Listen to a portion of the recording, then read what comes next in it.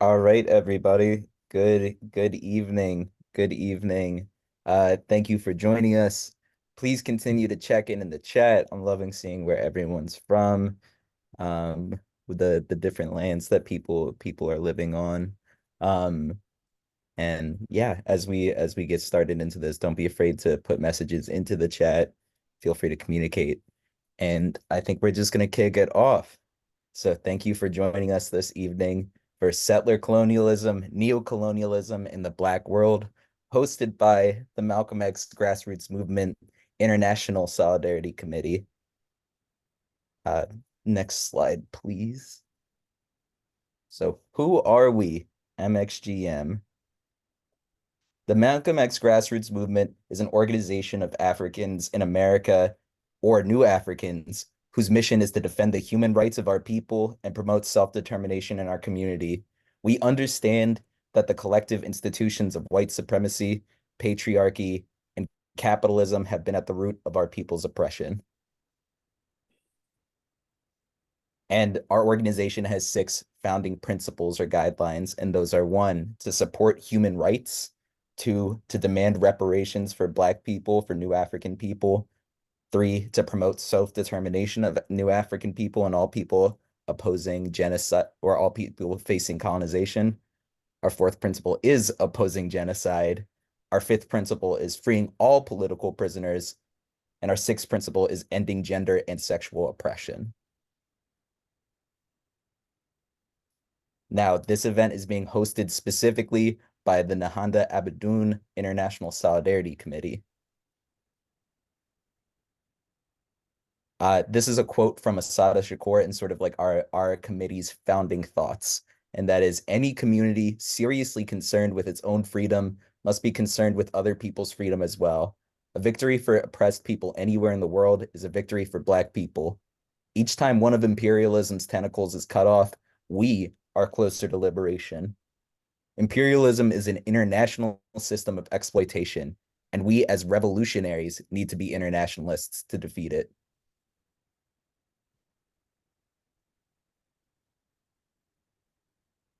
So yeah, just that quote helps to identify the purpose of our organization or our committee specifically. But deeper than that, it is to build solidarity for anti-imperialist struggles within the new African Black nation in the United States, to promote international solidarity within the new African independence movement and the Black liberation movement, and to win solidarity for our fight for self-determination, reparations, and freedom for political prisoners, prisoners of war, and exiles in the international community.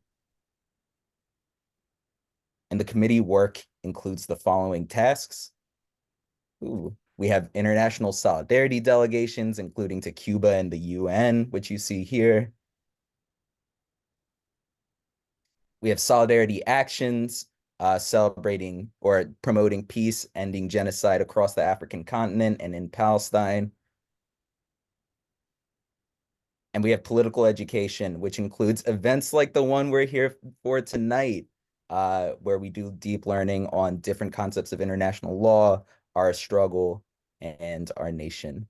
So thank you for bearing with me for that. And it is my pleasure to introduce the one and only Brother Onachi, uh, Brother O, as we know him in the organization.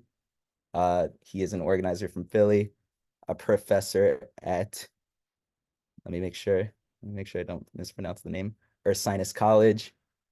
Uh, and he is going to be our host for tonight. He is also an organizing member of the Philly chapter of the Malcolm X Grassroots Movement.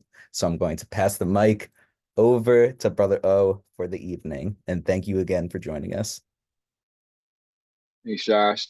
Thanks everybody for joining us. Peace, good evening, and as we like to say, free the land.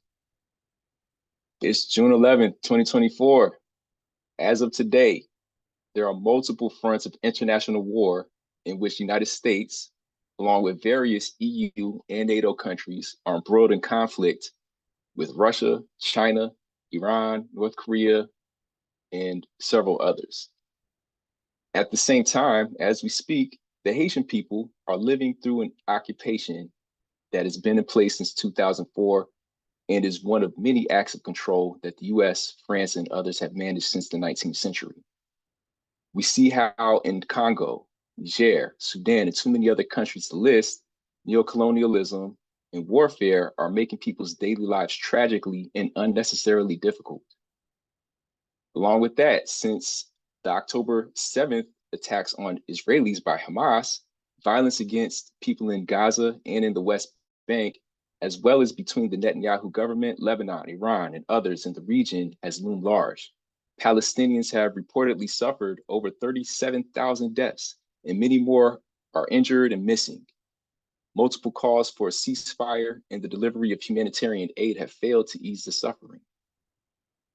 Here in the United States, if we zoom in just a little bit, we're contending with these global developments as evidenced by recent protests across the country, even while we also navigate our own domestic issues. Not only do the tax dollars extracted from those of us who work and live here help to fund violence abroad, a portion of working people's money also goes toward the building of training centers that, among other things, train agents of the state to treat citizens and residents as enemy combatants. As African people in the United States, we experience these various situations in unique ways based on our specific socio-political conditions and historical context. So we want to examine these conditions, as Josh had pointed out, along with their material and intellectual basis. And we want to figure out together how we can challenge them in the US, but also throughout the world. As we do so, it's important that we take a look at some of the multiple competing definitions of words like apartheid, genocide, settler colonialism, anti-blackness, and more. And it's also important that we recognize that these types of conversations should be ongoing and should be oriented toward, to the best of our ability, controlling the narratives that come out around these topics. Today, we're going to do some of that, and we welcome a wonderful panel of activists and scholars to help us kick this thing off. We have Jaleesa T. Jackson, who's a mother, an RJ practitioner, educator, curriculum writer, and interdisciplinary cultural worker. Jackson is the founder of the Decolonial Feminist Collective, a project utilizing decolonial and Black feminist frameworks in political education, mutual aid, and international solidarity.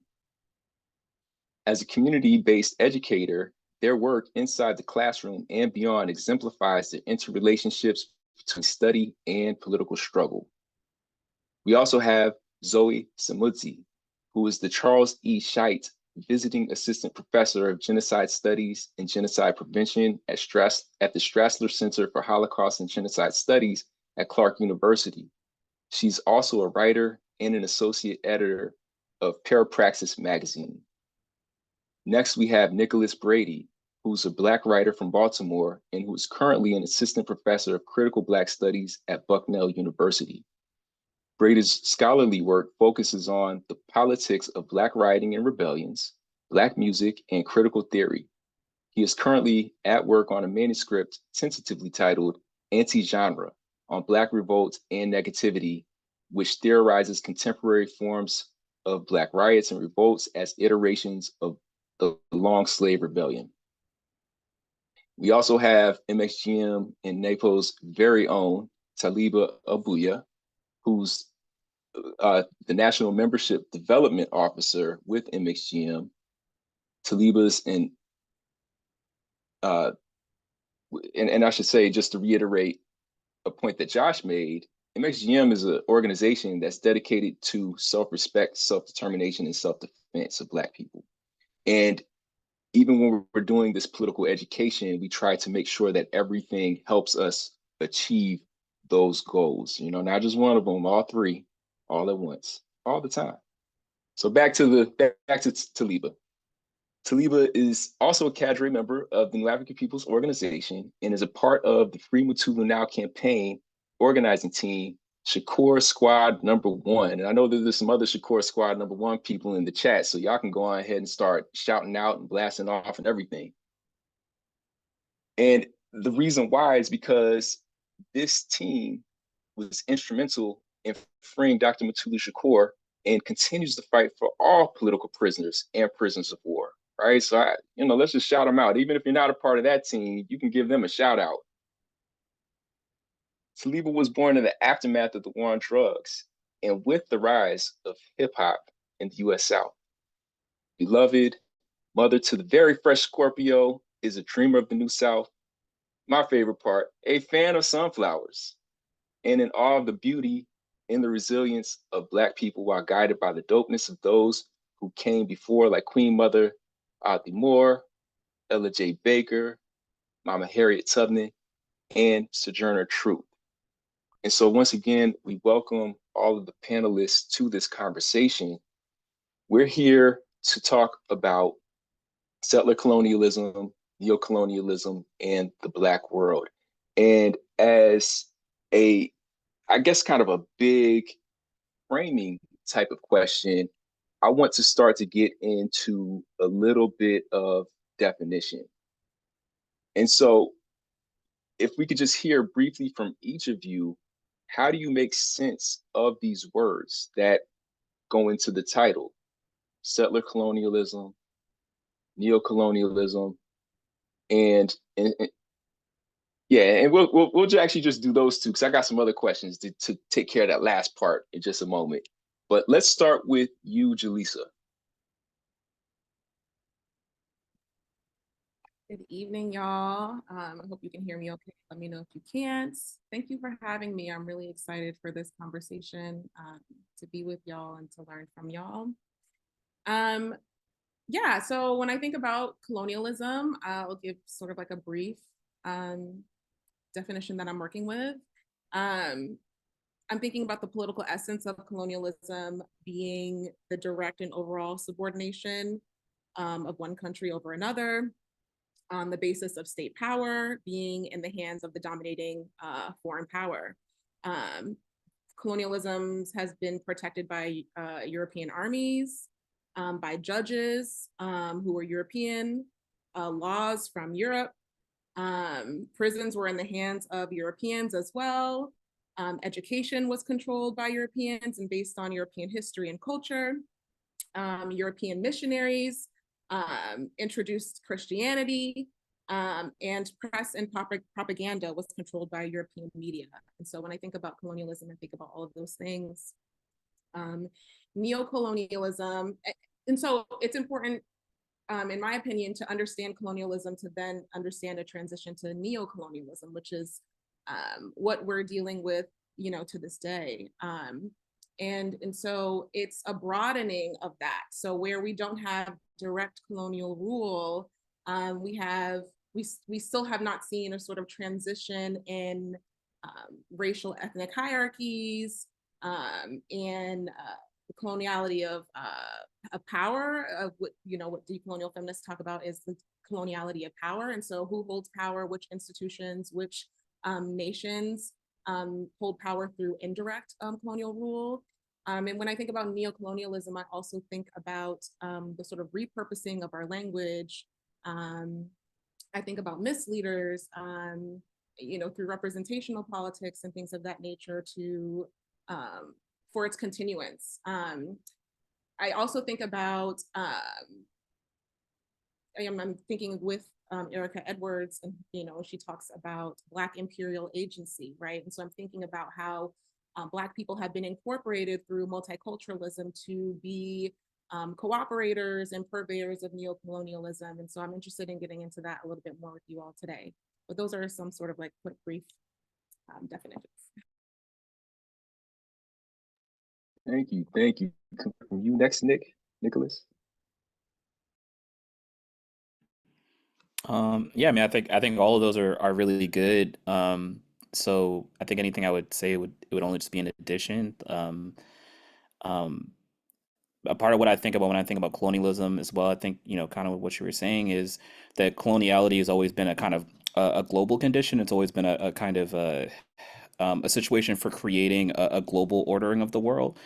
And I think the ordering of the world is like how we eventually get into like a condition of neocolonialism, because essentially, wherein you might have at one point in time a direct, like one empire owning a specific area, and then you have different empires competing against each other over the ownership, say, of different states and different places in Africa. Asia, Australia, the Americas. At some point in time, in terms of the history of like the global ordering of like global capitalism, there reaches a point wherein um, different imperial countries can essentially use global capital to maintain indirect control over areas without having to have the direct control over the governance of an area. So therefore, they can transfer governance to a group inside of that country, but still maintain control, say, of the economic centers of the country, the property, um, the natural resources, and leave everything else to the wayside for their concerns. So I think when we're thinking about a lot of the different fronts that I think you were mentioning earlier, like different fronts of colonial war, a part of what we see is this kind of direct relationship wherein there's supposedly internal dynamics that are happening that are supposedly the fault of only the people living there. But once we study them, we begin to understand that there actually are, right, direct imperial nations that are both controlling, funding, right, and then benefiting directly from the mass chaos, disorder, and violence that they're causing in these countries, right? And these have, I think, a direct relationship to the kind of colonial relationship that I think that Black people in the United States have, right? Wherein, there seems to be a kind of separation or segregation of Black people from the rest of the country, and yet, right, we don't control oftentimes the very conditions of our neighborhoods. We don't control the economic centers. We're being directly policed and controlled. Our politics are being controlled by outside interest, right? So thus the specific political, economic, and social conditions of the neighborhoods are not in our control, and thus, right, a lot of the violence and disorder that might be happening in these places are not, to say, the result of like pathologies of different people, but are actually to the benefit of groups that don't live there but benefit directly from the control of those areas. So I think that's a part of what I think when I think about neocolonialism. I do think there's a direct relation between what's happening in the United States versus what's happening in other places. And then settler colonialism, I mean, we live in a settler colony, right? So I think a settler colonialism is just I think you were mentioning like you kind of mentioned like colonialisms, and I really like that, like to think about colonialism as like kind of plural, so settler colonialism is just a type of colonization. It's one in which the colonizer doesn't simply dominate from abroad, but they decide to come in and become quote unquote native. They become, right, the owners of there, and they live there, right? So we live in a settler colony, right? The Europeans that came over here specifically from Great Britain for our country, but obviously with the United States, it's a mix, right? So you have different areas that were controlled by the Spanish, some areas that were controlled by the French. You know what I'm saying? We have a interesting mixtures in the United States, but either way, right? Europeans came over and they not only dominated, right, the area through genocide and war, and then enslavement of Africans, dragging us over here to commit their labor for them, but they stayed here, right? And they called this country their own. So yeah, I think that there's also then settler colonialism is its own kind of branch, and it has its own kind of problems because the colonizer doesn't leave; they claim ownership.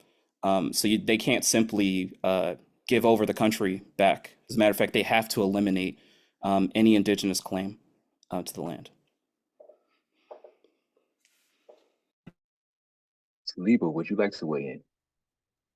Yeah, very shortly, because I was like right on. I was like, wait, let me get my pen and paper out as you all are going.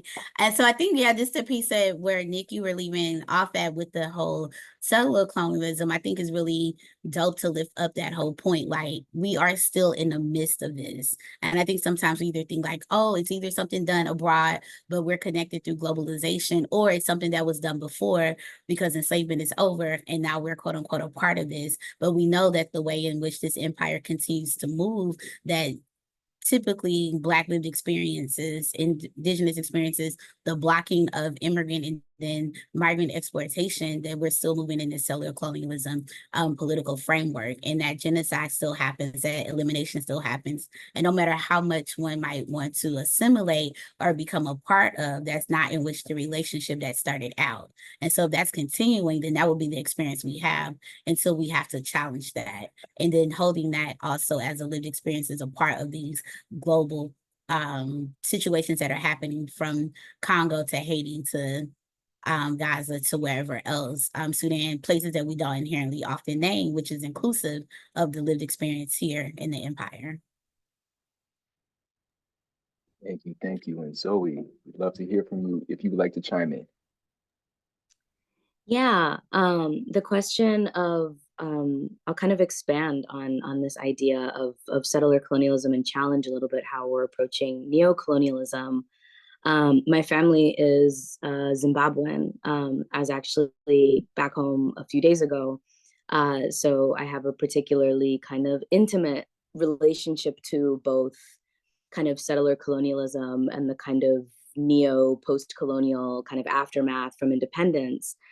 So exactly to Nicholas's point, settler colonialism is defined by the introduction of a settler population, and the entire colonizing process is defined by replacement of the native by the settler population, which is always predicated on some kind of violent process of elimination, whether it's forced ethnic cleansing, outright genocide, and so on.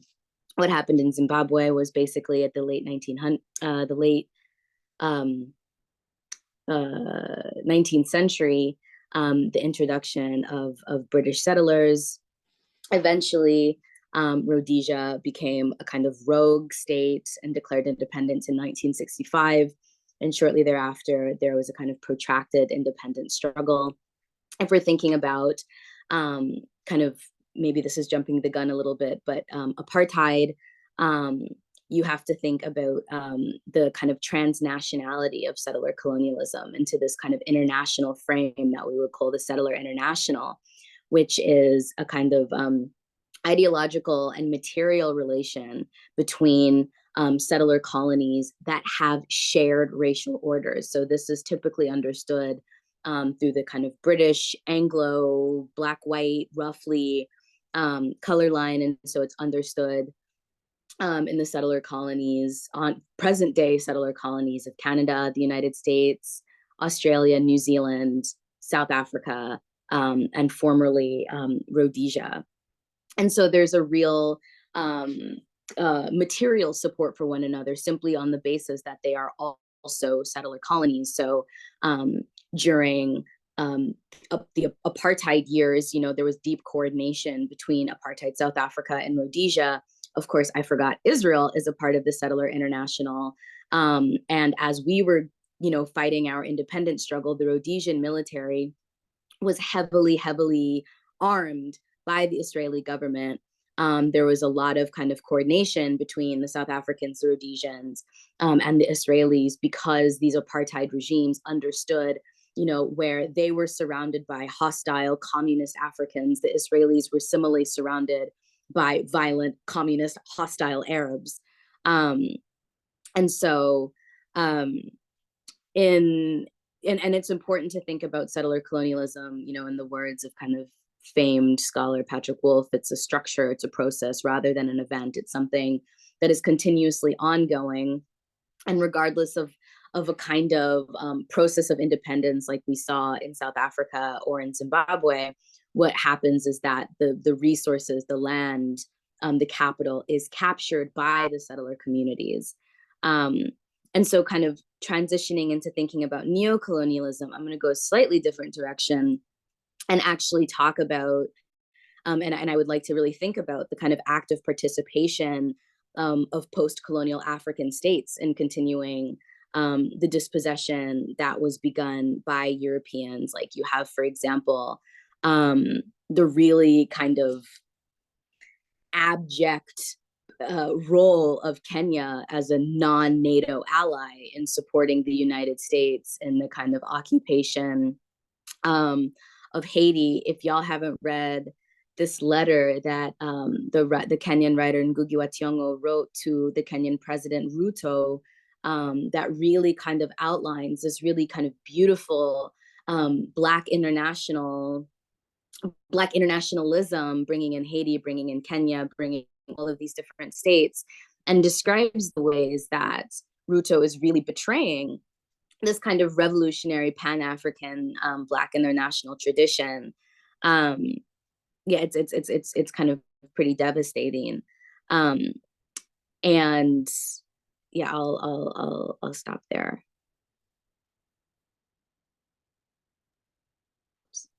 There's always so much more to say, and we're going to get into some of this. I really appreciate those responses so far, and we want to think about the Black world part of it, which we're already always doing, right? Just to focus us a little bit on that, though, I want to ask each of you questions about your work and how your work speaks to these broader issues of settler colonialism. And I want to begin with you again, Shalisa, because your work deals with decolonial feminism. And if you could please explain to all of us here, what is decolonial feminism? What are its core principles? And how can one approach settler colonialism, neocolonialism, apartheid, genocide, just whatever you feel like you would like to explain now, using that type of framework? Yeah. Can y'all hear me okay? Okay, cool. My internet's doing something funny. Yeah, so decolonial feminisms and how it speaks to the issues we're discussing this evening. I think I like to make a distinction between some of the more dominant or mainstream forms of feminism that we're familiar with in the US or in the West more broadly, because, and that's important because they also speak to differences in approaches and political practices. And I think I said this earlier, like one of the functions of neocolonialism is to repurpose our language. So words like decolonize or decolonization, decoloniality, and so on. So it becomes increasingly important to look at our practices. And to the point around practice, it feels important to also name that decolonizing practices precede theorizing about decolonial feminisms and not the other way around. And so, yeah, feminist forms in the West are hegemonic and focus heavily on achieving gender equality within existing social, political, and economic systems. They often emphasize legal reforms and individual rights.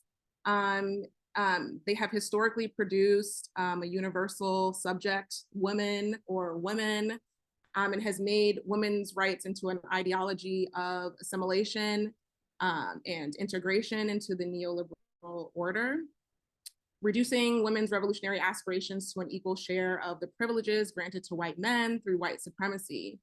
And even some forms of US Black feminisms have taken on this political project. And so decolonial feminisms acknowledges that the end of settler colonialism or direct colonial rule did not lead to a significant change in the international division of labor or of ethnic racial hierarchies of people. It's a theory that builds upon criticisms made by Black feminists. So not to completely throw away all US Black feminisms, there are different forms. And so that's why I use the plural form Black feminisms. But it builds upon those criticisms, the Latin American feminist autonomy movement, indigenous feminisms, and materialist feminisms. And decolonial feminisms also comes out of decolonial theory or the decolonial project, which it offers concepts such as the coloniality of power, which describes the dismantling of other knowledges and ways of life, social relations of exploitation, domination, conflict around the dispute of the control and dominance of labor, nature, sex, subjectivity, knowledge, and authority, along with its instruments of coercion. It deals with the decoloniality of knowledge, which is knowledge that is neutral, objective, universal, positivist, and places the United States and Europe at the center of sort of knowledge production. Decolonial feminisms also prioritize an assessment of the coloniality of being, which is the denial of humanity to certain peoples. I'm thinking about Africans, Black Africans, indigenous peoples in particular. So the negation of being, or as Fanon would say, the wretched of the earth, right? And so that sort of comes out of the decolonial group. And decolonial feminist contribution is the coloniality of gender. So in addition to the coloniality of knowledge, of being, of power, the coloniality of gender is, it points out that race is not the sole determinant of our configuration of coloniality of power. What I appreciate about decolonial feminisms is that it points to citizenship as a formal indication of belonging to a modern nation state, and thus serves to acknowledge and protect certain rights. Decolonial feminism reminds us that struggles for citizenship can and often do reproduce colonial dimensions that serve as the foundation for the nation state. And I'll use an example, since it's Pride Month, I'll talk about, some of the objectives and goals of, the US LGBTQ justice movements. We can also look to Latin America as well as some of the sort of original sort of demands made by the movement, which have been sort of re-articulated and ended up prioritizing integration through marriage equality, which is another way by which people are able to access citizenship, right?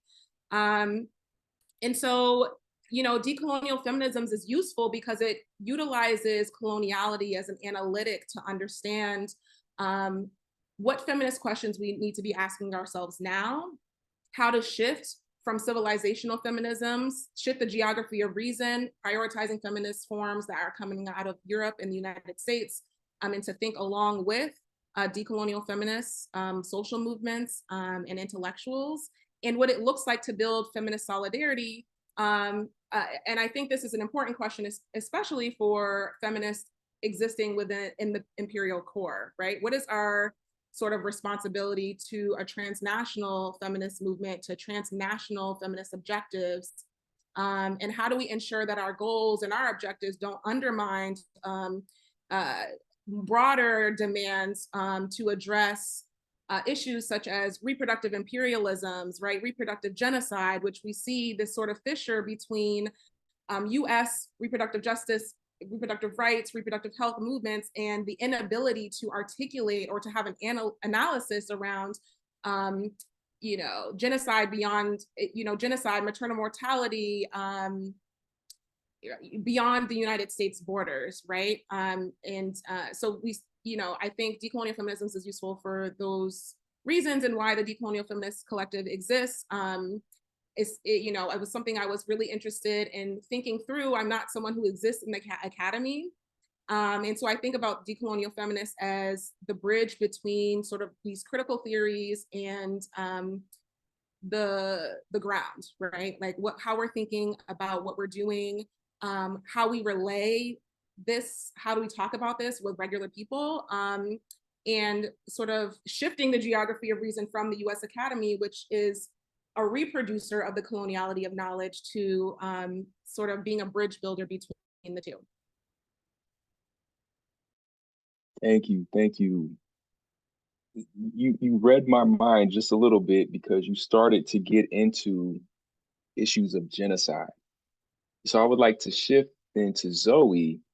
If you could tell us a little bit about your work, and in particular, you've written about genocide quite a bit, and you've written about Germany's denial of the Oberherero and Namo genocide, and how that is a part of exceptionalizing the Holocaust carried out by Nazi Germany. And so, just I give that to the people who are with us, because maybe not everybody has read your work. So having said that, and really just only touching the surface of what you do and what you talk about, can you explain how people have defined genocide, in particular how international bodies like the UN have done it? And how does that definition and explanation of genocide impact what is happening to African people on the continent and anywhere else you would like to take it? Yeah, small question. No, I rolled and rubbed my eyes because I'm currently in Germany, and I'm working on installing an exhibition that opens next week that is about German genocide denial. And it's been as it's been what you expect. Yeah.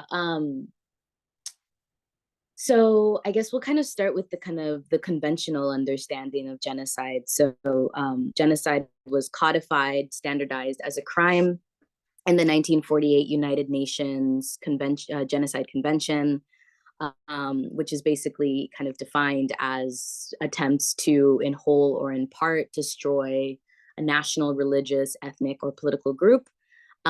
It was a term that was coined by a Polish Jewish jurist, Raphael Lemkin, who used it to describe kind of Nazi occupation and the kind of colonial patterns of Nazi occupation.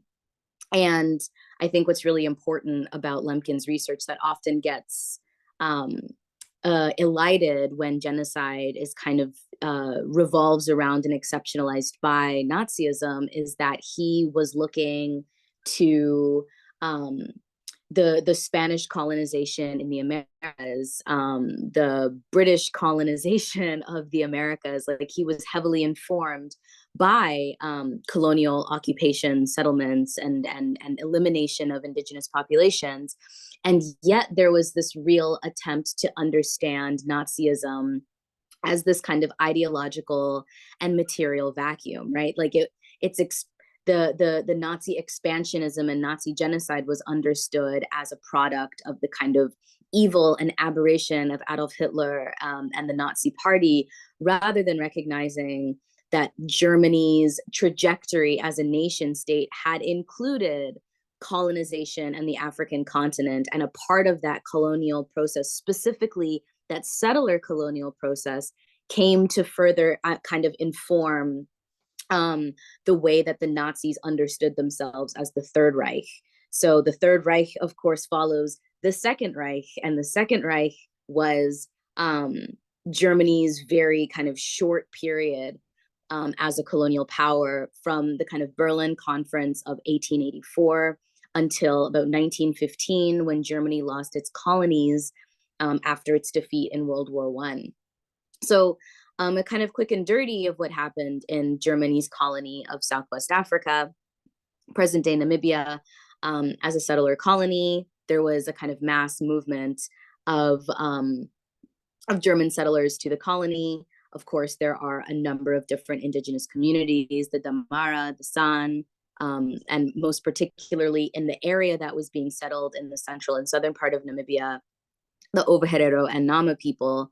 And so, of course, there's constant kind of, we'll call it tension between the settlers and the native populations, eventually leading to, I mean, of course, leading to indigenous uprisings, defense of their own land, and eventually leading to a campaign of race war, of annihilation, as in the commander-in-chief of the Imperial Army literally issues an extermination order against the Ovaherero, and the Nama order follows shortly thereafter. And after the extermination order is lifted, there are a series of concentration camps that the survivors are placed into. And of course, in those camps, their labor is being contracted to farmers and businessmen and all of this. So part of my kind of early writing and what I'm really invested in now, there are kind of two ideas. One, that the grammars that were being developed on the African continent, the grammars that were being developed in the Namibian colony, come to then become a part of German racial national identity and are then reinfleshed by the Nazis. So the whole concept of Lebensraum, of living space, was actually first materialized on the African colony. All of these other concepts of race war, these ideas of purity, anti-miscegenation, and so on, are also first materialized on the colony prior to being reenacted in different ways by the Nazis. And so, even though there are all of these material traces and ideological traces, like there are, M. Césaire and so many others have talked about how fascism is kind of heavily inflected by colonialism. It's a kind of hyper centralization of colonial power, of exploitation, of colonial political economies.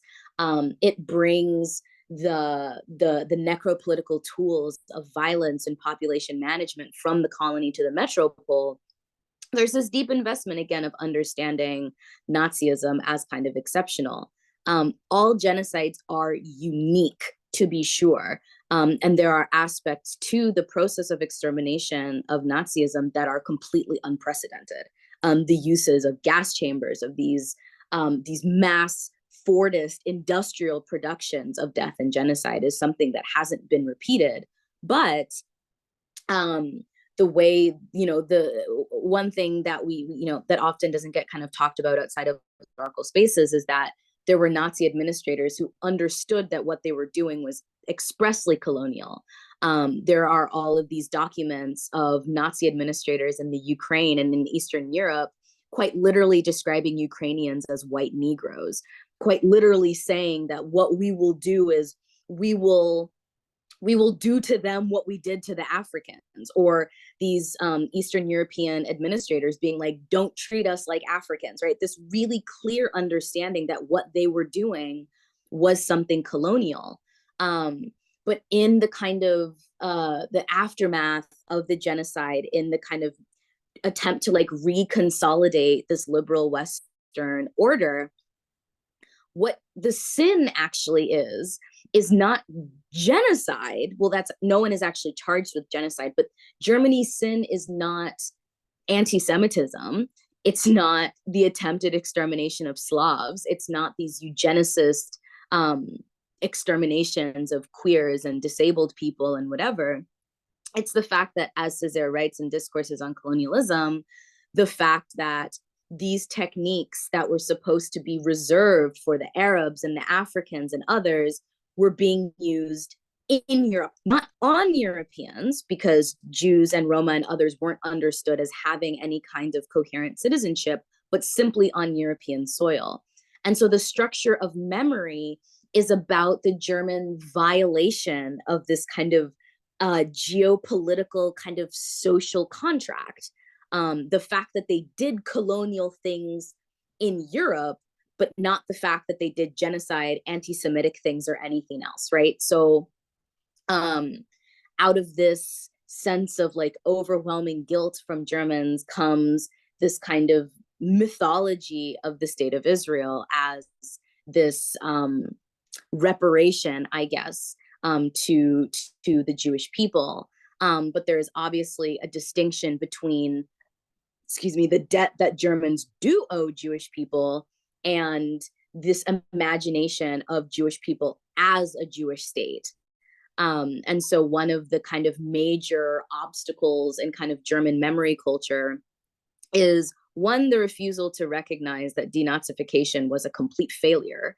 But two, also the way that so much of this German sense of guilt or responsibility has been transmuted into this dogmatic support for the state of Israel, so much so that the previous Prime Minister Angela Merkel talked about how Israeli security is the German Staatsräson, the German state's reason for existence. And so in this kind of fixation on the exceptionalism of German genocide vis-a-vis the Holocaust, there has been an utter, complete refusal to engage and to really and truly recognize and give reparations, to return human remains and photographs and ethnographic objects back to Namibia.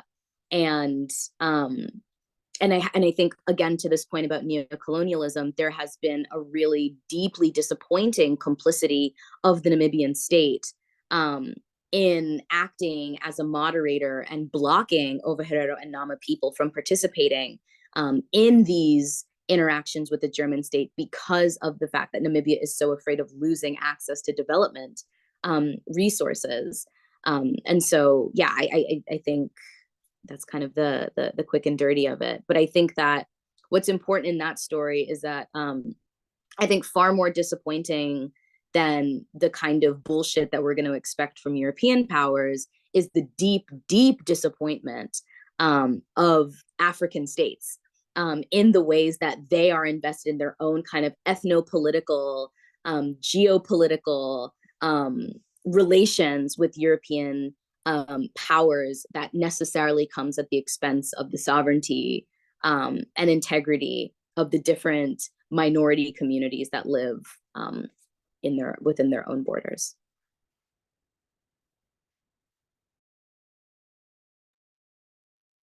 Just taking notes. I'll have some follow-up questions for you in just a moment, but I do want to give Taliba a chance to jump in the conversation. Still thinking about genocide. You've been an activist for over 2 decades. You've been an organizer with, for the liberation of New African political prisoners and against police militarization. And how does, based on what you've seen on the ground and through research and being in community with other people, how do you see this idea of genocide operating in the spaces where you've been? In particular, can you tell us a little bit? Well, actually, no, I was want to ask like 15 questions at once. I'm gonna just ask that for now. Then I'm gonna have a follow-up for you before we move back to Nicholas. All right, I'm so happy I somewhat prepared because I'm like, oh yes, notes. I have questions for the panelists myself. And how 2 decades, because clearly I started as a youth organizer. But no, I think to this point of genocide, especially like when Malcolm X grassroots movement is thinking about genocide, which I love the expansion of some of those pieces earlier, it's not just this inherent, that one experience of our ancestors being enslaved and brought and surviving the Middle Passage and not surviving the Middle Passage, and then Jim Crow and chattel slavery. Look at also these conditions that are set up. So when we're thinking about, again, how Settler-Colonialism works out, it is this either replacement through genocide, and then it seems to be certain populations in this U.S. empire context that doesn't allow us to then become a part of the colonizer, which we don't want to be anyway, right? But the conditions say. So the state of our public education, we see this with housing, we see this with the extrajudicial killings. And then before it became like a hashtag thing, and then people are like, oh, wait, police are killing us. This has continuously continued. And it's for the same sense that they are trying to continue to hold their power. So we see that this perpetual war, I think it was like a clone phrase, is the last 80 years. And so you get with war on drugs of my generation, but then maybe that was war on terrorism now. And then we see these pop-ups of what is being coined phrase cop cities to continue this pacification strategy. That means that we can continue to oppress, create these genocidal conditions, and use genocidal tactics that either are killing our people, killing each other, stopping impeding self-determination, creating these conditions where we are now able to survive or to extend. We know that then genocide is happening. And my bad, I'm like, let me follow my notes because my brain is so left with the last 2 speakers pieces of it. So yeah, so I would say, so when we see genocide and when we really look at what we're looking at, essentially it's that same perpetual war, whether it is war on crime, war on gangs, COINTELPRO, which then was Live to Repress, protesting, which now we see that when people go to say, oh, this First Amendment right, what makes this country so great, then that becomes inherently criminalized. Like now you're not getting hit with like freedom. It's not, yay, a badge of honor, freedom of speech, is domestic terrorism. And then you have to be like terrorism again too. And if it is inherently terrorism, then we have to acknowledge that there is a continued war against us new Africans, other again, the indigenous nations, the immigrants and migration, or immigrants and migrants, right? And so I would just say, like, these now 8 decades later, since the Cold War to war on terrorism, to all these other pieces, and now globally in an impact where you can then again see the same empire with their hands behind coups in other countries. When I love the fact of thinking about, yes, other countries were able to get their independence, and then is that betrayal, or once we're still inside of these systems of it. And so I just trying to hold on to your question, but definitely connecting all of these forms of genocide. And then my most part is, I guess, why we are Pan-African, we are international, like with an analysis, we literally are living that here now, as Black, Indigenous, and other, when it comes to like the Settler-Colonial, the settlers in this nation.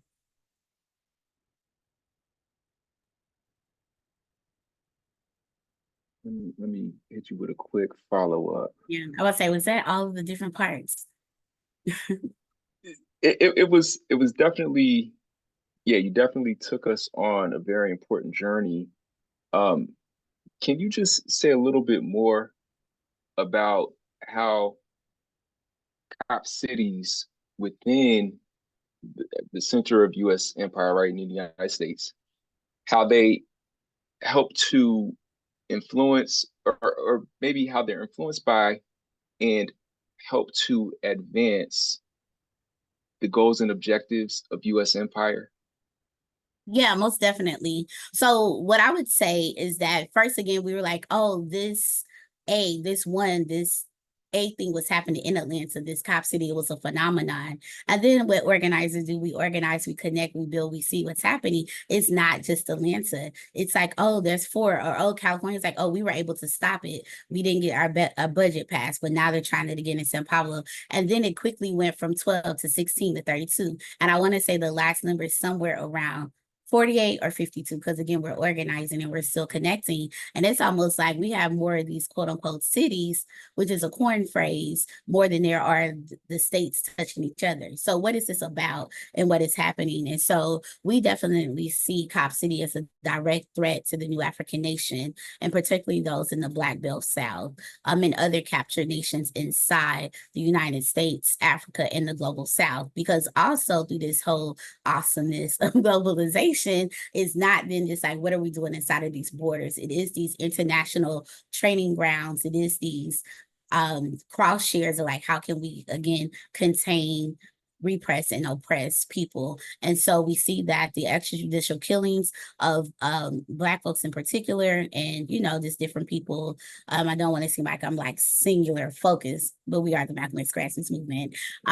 But these extrajudicial killings of our people by police in the state, and white vigilantes and self-appointed people trying to oppose these objectives of the empire has gotten worse. We know that the United States is purveyor of, I think, Dr. King said that America remains the greatest purveyor of violence. And so now we're going to have these training centers throughout the empire to do just that. And then alongside that, we see like this heavy increase surveillance, right? We see that it's either sold to us like, oh, this is going to be safety, and this is going to be this war on crime, and we're going to fix it. And I remember growing up in the Super Predator and all these things. And then was like, how are you looking at third and fourth grade test scores? But now we're building prisons. And now we just have these academies, these cities pops up everywhere. And again, it was called cities because it's not like, oh, this is going to be a class, an officer may go take, or the fire going to learn how to put out fire better. They're erecting whole cities.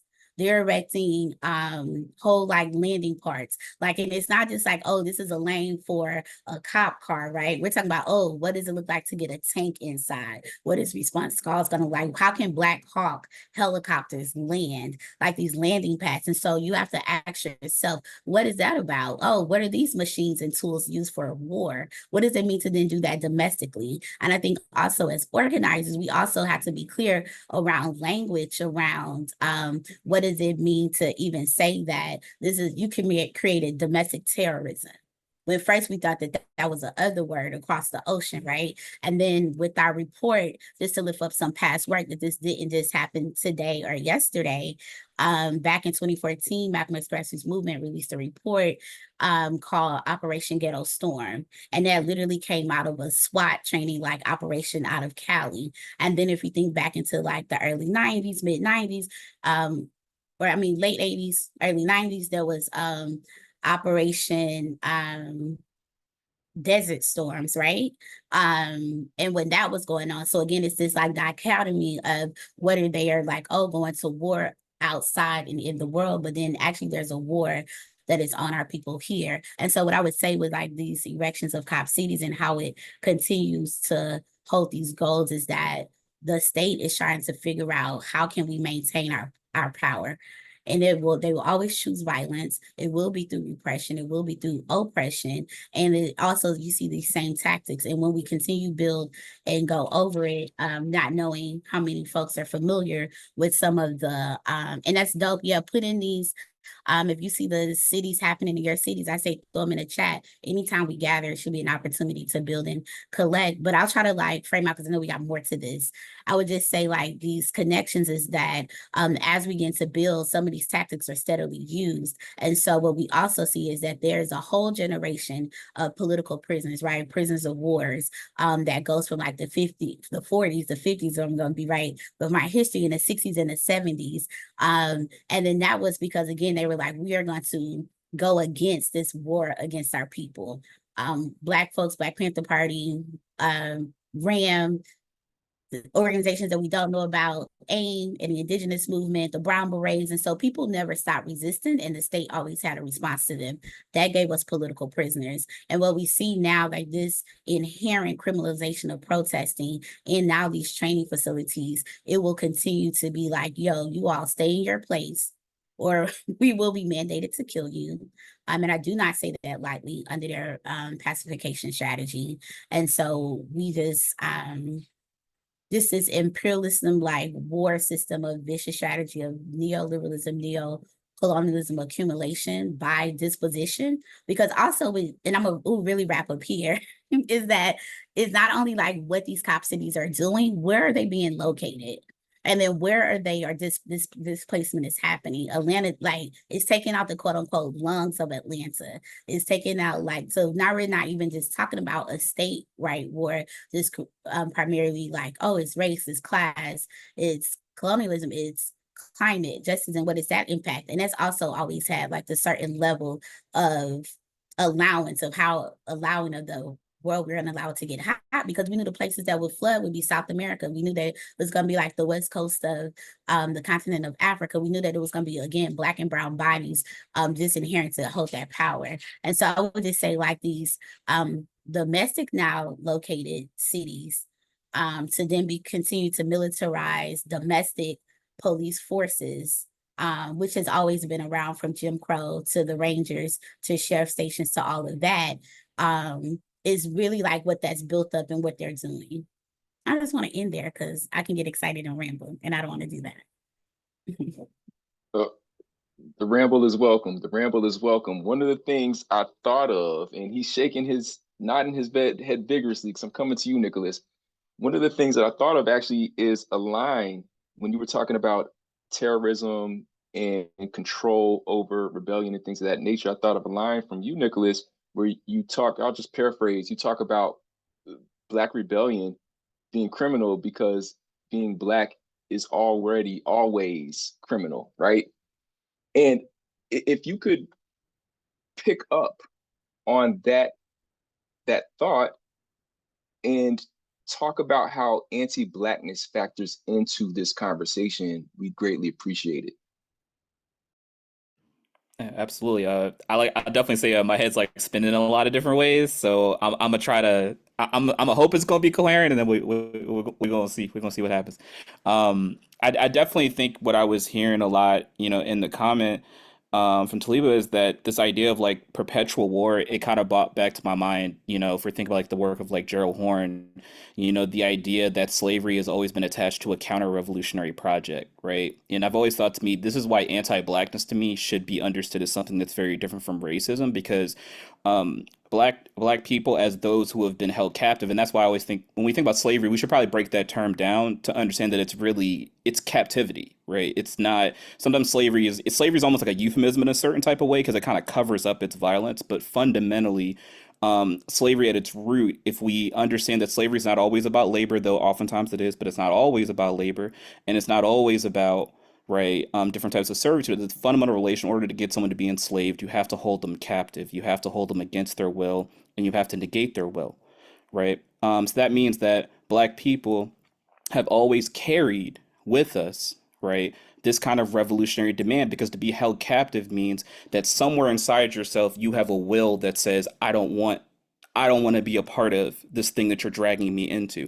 Now, that's not to say that all Black people don't want to be a part of the nation and don't want to be part of, say, like the Democratic Party or Republicans or whatever. This is more to say that we carry that with us, potentially in a lot of ways against our own will, even if we desire something different, right? We carry that revolutionary demand with us. And in terms of Gerald Horne talking about the American project, and then we can use that as a lens to understand other colonial projects, is that when you carry slaves to your country and you bind slaves to the very building of the nation, right? The independence of that nation would then depend, right, on making sure that the slave's demand for freedom can never be, right, can never have its fair hearing, can never be understood, and obviously can never be listened to or given any type of political ground, right? So his understanding of the American Revolution is that the American Revolution was also a counter-revolutionary project, right, against the possibility of slavery's abolition, and especially if we distinguish between abolitionism and slave rebellions, which is Black people enacting their own self-determination. So not white people giving you the charity of emancipation,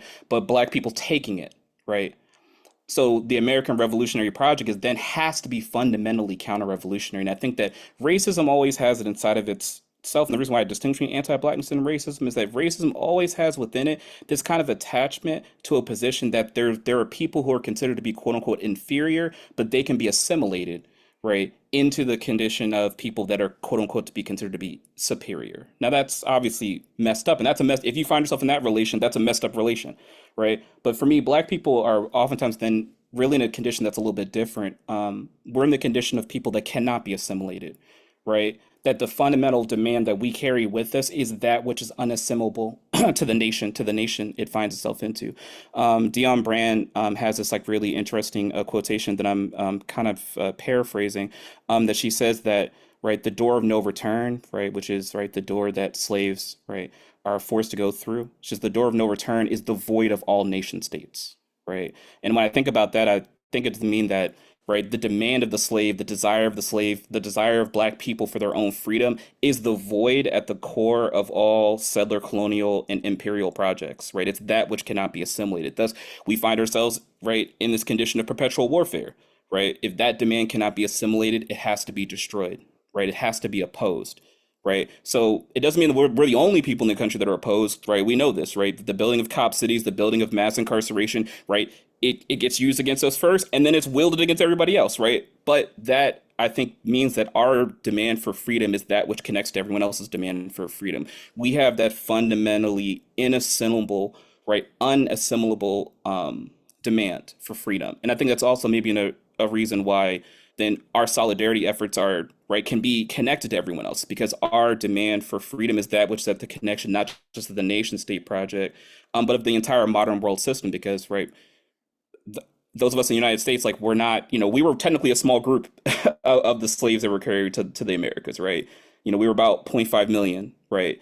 You had 5 million folks going to Brazil. You had 5 million people going to the Caribbean. You know what I'm saying? We're actually technically percentage wise a very small percentage of that. So once we understand that we are actually a part of a much larger configuration of the forced movement and the captive movement of Black people across the world, then I think that then we can connect our individual suffering to the fact that there's a much larger collective condition of which the modern world system is attached, and quite frankly is parasitic on Black suffering. I think that is maybe, I'll end it at a certain place, but to me, that I think that's also maybe another question, I think, for solidarity, not just necessarily our solidarity with other people, but whether or not they can have solidarity with us. Because I think that then we kind of get into this other kind of core question about, do people enjoy our suffering? Do they want us to stay in our place, right? Even ostensibly other people who are oppressed, right? And I think that becomes a really difficult question. We consider, like, where is the solidarity efforts for Congo, for Haiti, right, for Sudan?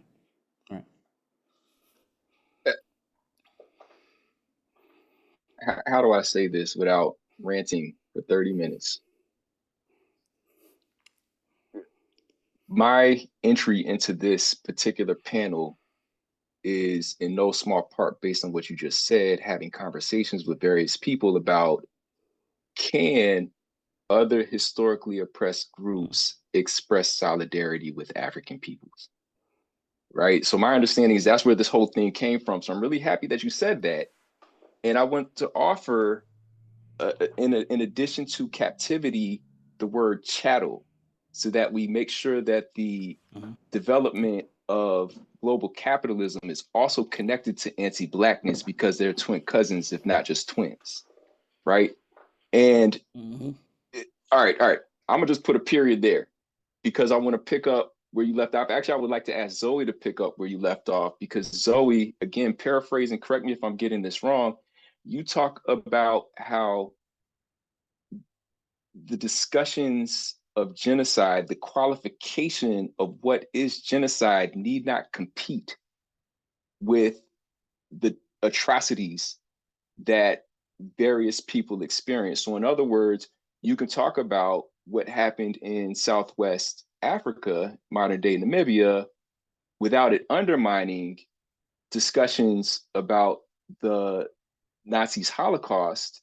And in fact, if I understand you correctly, and if I got my discourse on colonialism right in my mind, in fact, acknowledging the atrocities committed there could actually shore up conversations about atrocities that occur that are perpetrated against other people.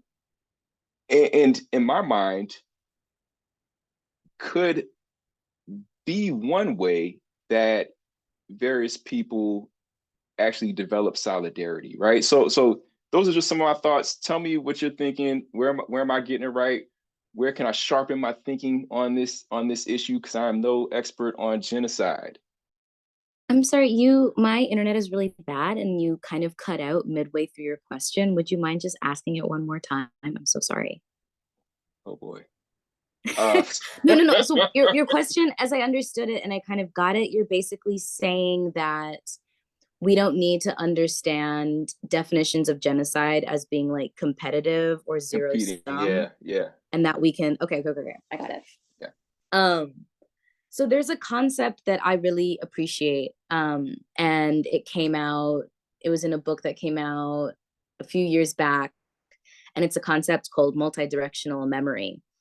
And it is a concept that I think Black thought tends to have a lot more kind of agility and flexibility than Holocaust studies does, because Holocaust studies tends to kind of be centered on the Shoah. And so multidirectional memory was this idea that memory doesn't need to be competitive or zero sum, that we can engage in these kind of comparative genocide studies and think about the material and ideological components and relationships between these kind of so-called colonial genocides versus these so-called modern genocides, which I think is a really kind of arbitrary marker of time, because I understand modernity as like the 1700s.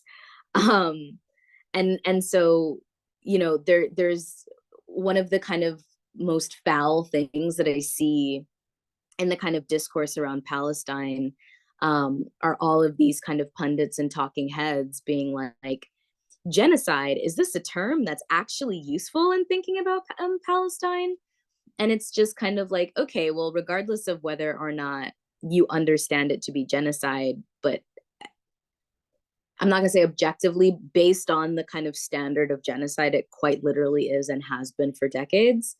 There are like hundreds of people being killed every day in like really malicious, unhorrific ways.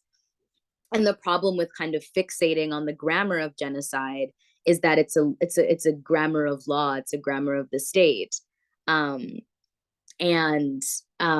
grammar of the state is almost never going to be the grammar that actually needs to be used to understand suffering and to understand violence.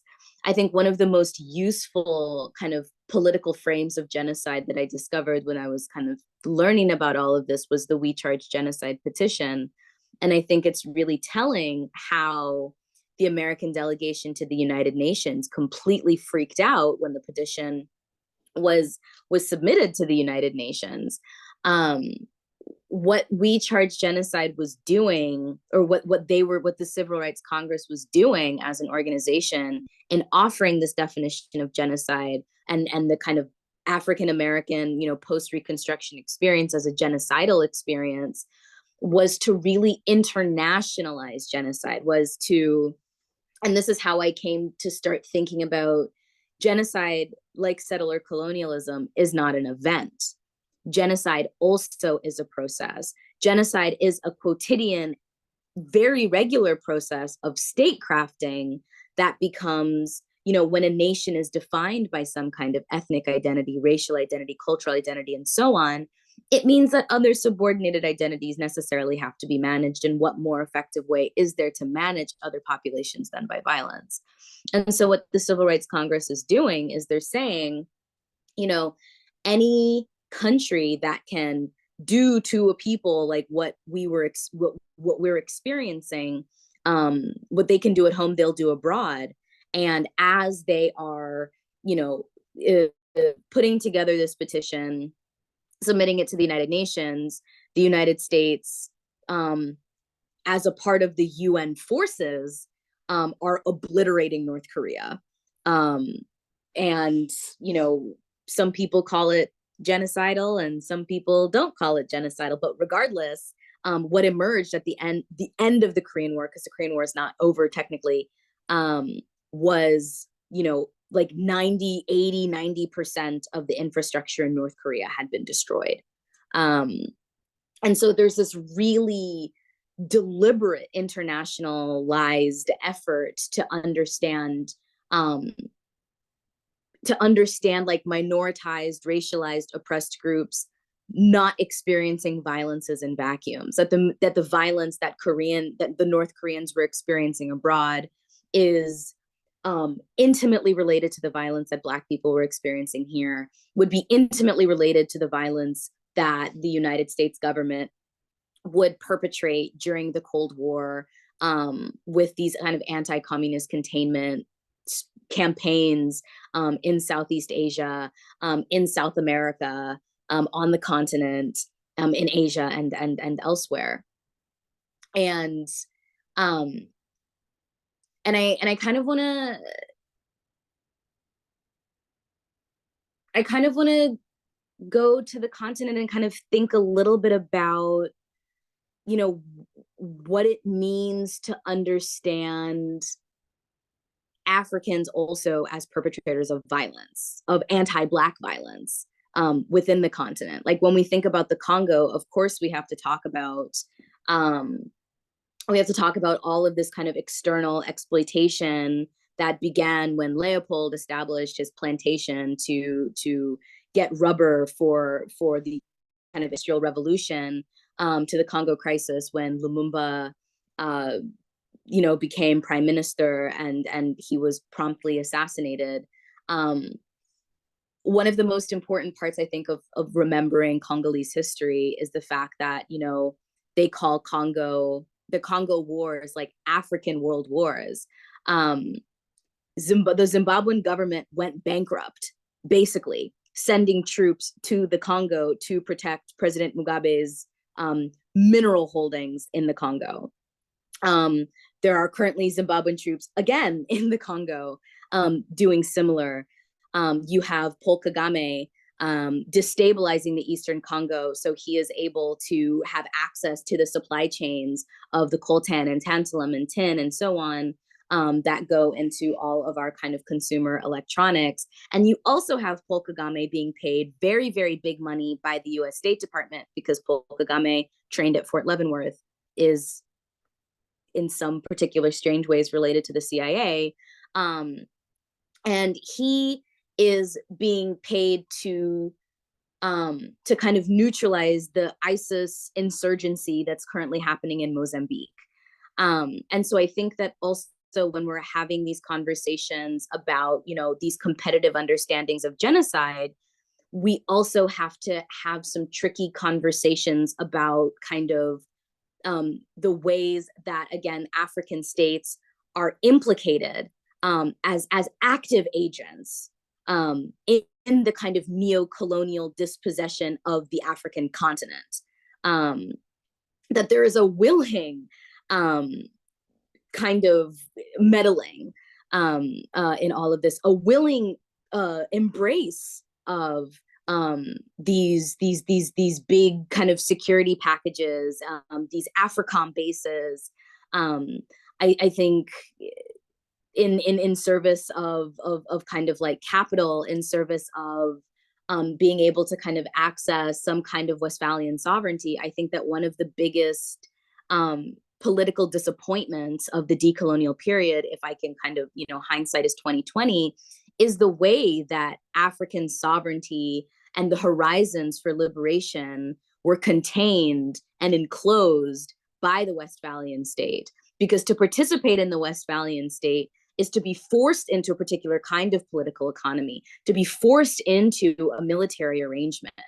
And I think that early leaders were much more willing to try to negotiate this than the kind of current crop of leaders. But then also, of course, in some countries, the current crop of leaders are the liberation leaders that have inevitably kind of metastasized and kind of cannibalized any revolutionary anything that continues to exist.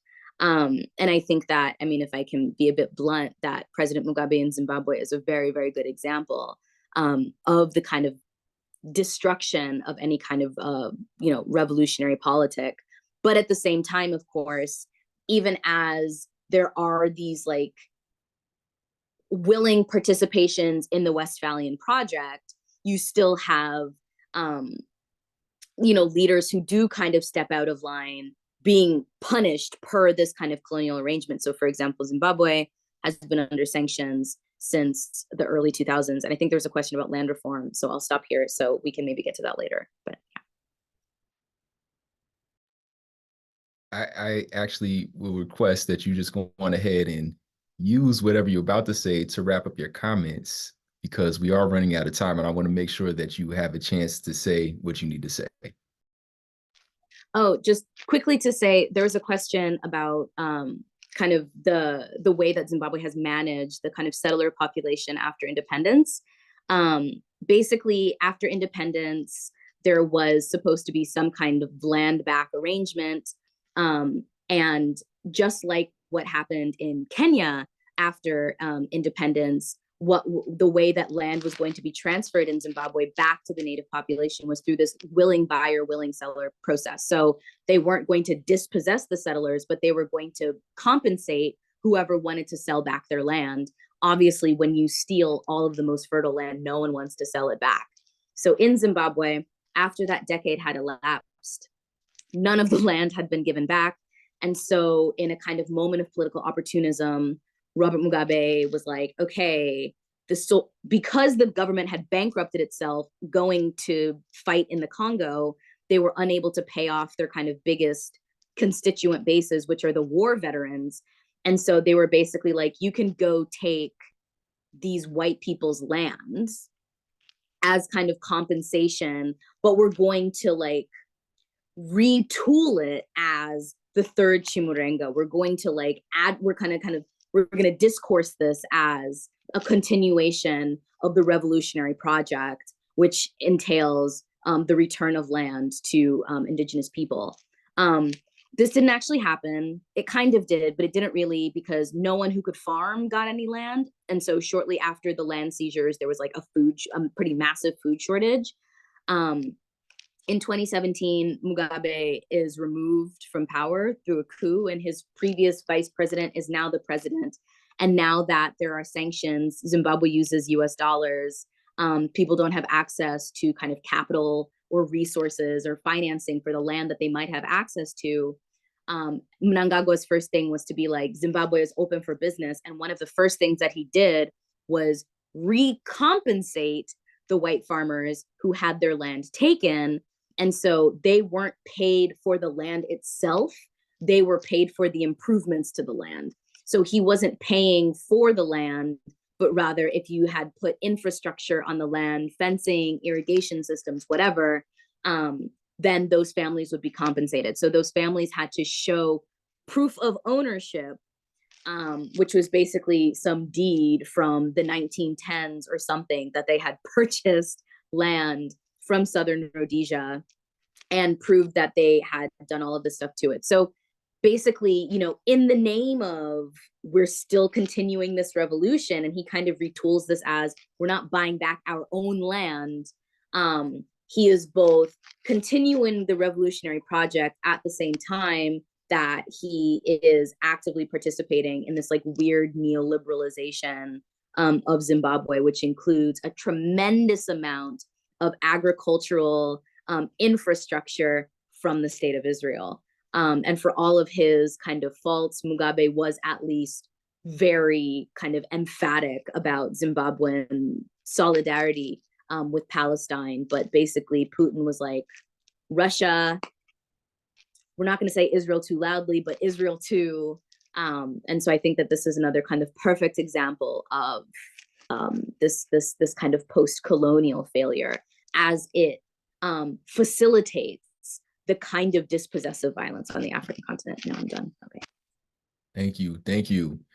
We need to, there are a lot of questions, I believe, in the chat that will be given in just a moment, but I would like to bring you back into this conversation, Jaleesa. In particular, how do you envision self-determination and Black liberation, and how does decolonial feminism help us get to those places, whatever they mean in your, as you envision them? Yeah, that's a good question. I think I really was appreciating Taliba's contribution around the analytic of war. And I have just been really meditating on that, going back to Black feminists who are also discussing war as the analytic that we need to be thinking about our current conditions, right? So if we're going to talk about what self-determination looks like, I think having clarity on what our current conditions are really important. And I think, in conversation with the impact that settler colonial projects have had, the construction, I'm in Atlanta, so the construction of cop cities, and the relationship between our local, national, global experiences, I'm thinking about, as it relates to our current conditions, neocolonialism and the politics of representation and identity reductionism. And this is something that decolonial feminism is concerned with. So, right, like what are our conditions? We've currently got a Black woman vice president. We have a Black woman US ambassador to the UN. I recently learned that the chief of police at Harvard, NYU, USC, Yale, UCLA, Northwestern, U of Chicago, Cornell, Brown, UPenn, Emory, UNC Chapel Hill, Johns Hopkins, UC Berkeley, and the New School, all of those chief of police are Black, mostly Black men, but some are Black women.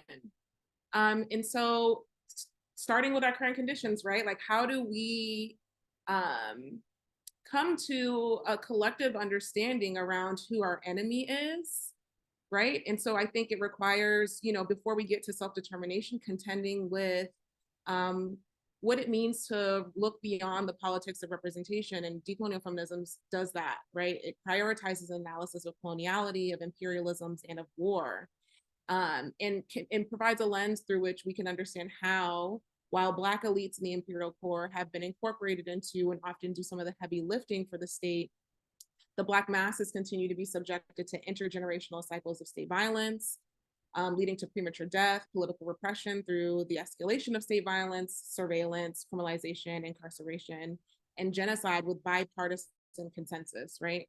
And so we can see like Cop City as connected to that whole process. And yeah, I think decolonial feminism encourages us to think about how the United States is exercising control over human reproduction to ensure a steady pool of exploited laborers and soldiers, which is not disconnected from the overturning of Roe, which is connected to the Gates Foundation and facilitating access to contraceptives and long-acting reversible contraceptives, disproportionately targeting Nigeria and Brazil. We can think about anti-trans legislation in the United States and Ghana. And I already mentioned the reproductive genocides, but to bring it home, Atlanta could be a case study for neocolonialism. It has historically described itself as the Black Mecca, and more contemporarily, some people refer to it as Wakanda, if Black Panther's your thing. There's Black mayors. We've had decades of Black mayors, Black city council members, Black elected officials, and historically Black universities. But the material realities of Atlantans demonstrate a deep betrayal of the Black masses by the misleadership class, reflected in the highest rates of income inequality in the country, which has increased more and more, Black Atlantans are displaced from their home communities and pushed further into poverty. And in large part due to the policies of these Black misleaders who are complicit or worse, collaborating with Black institutions to carry this out.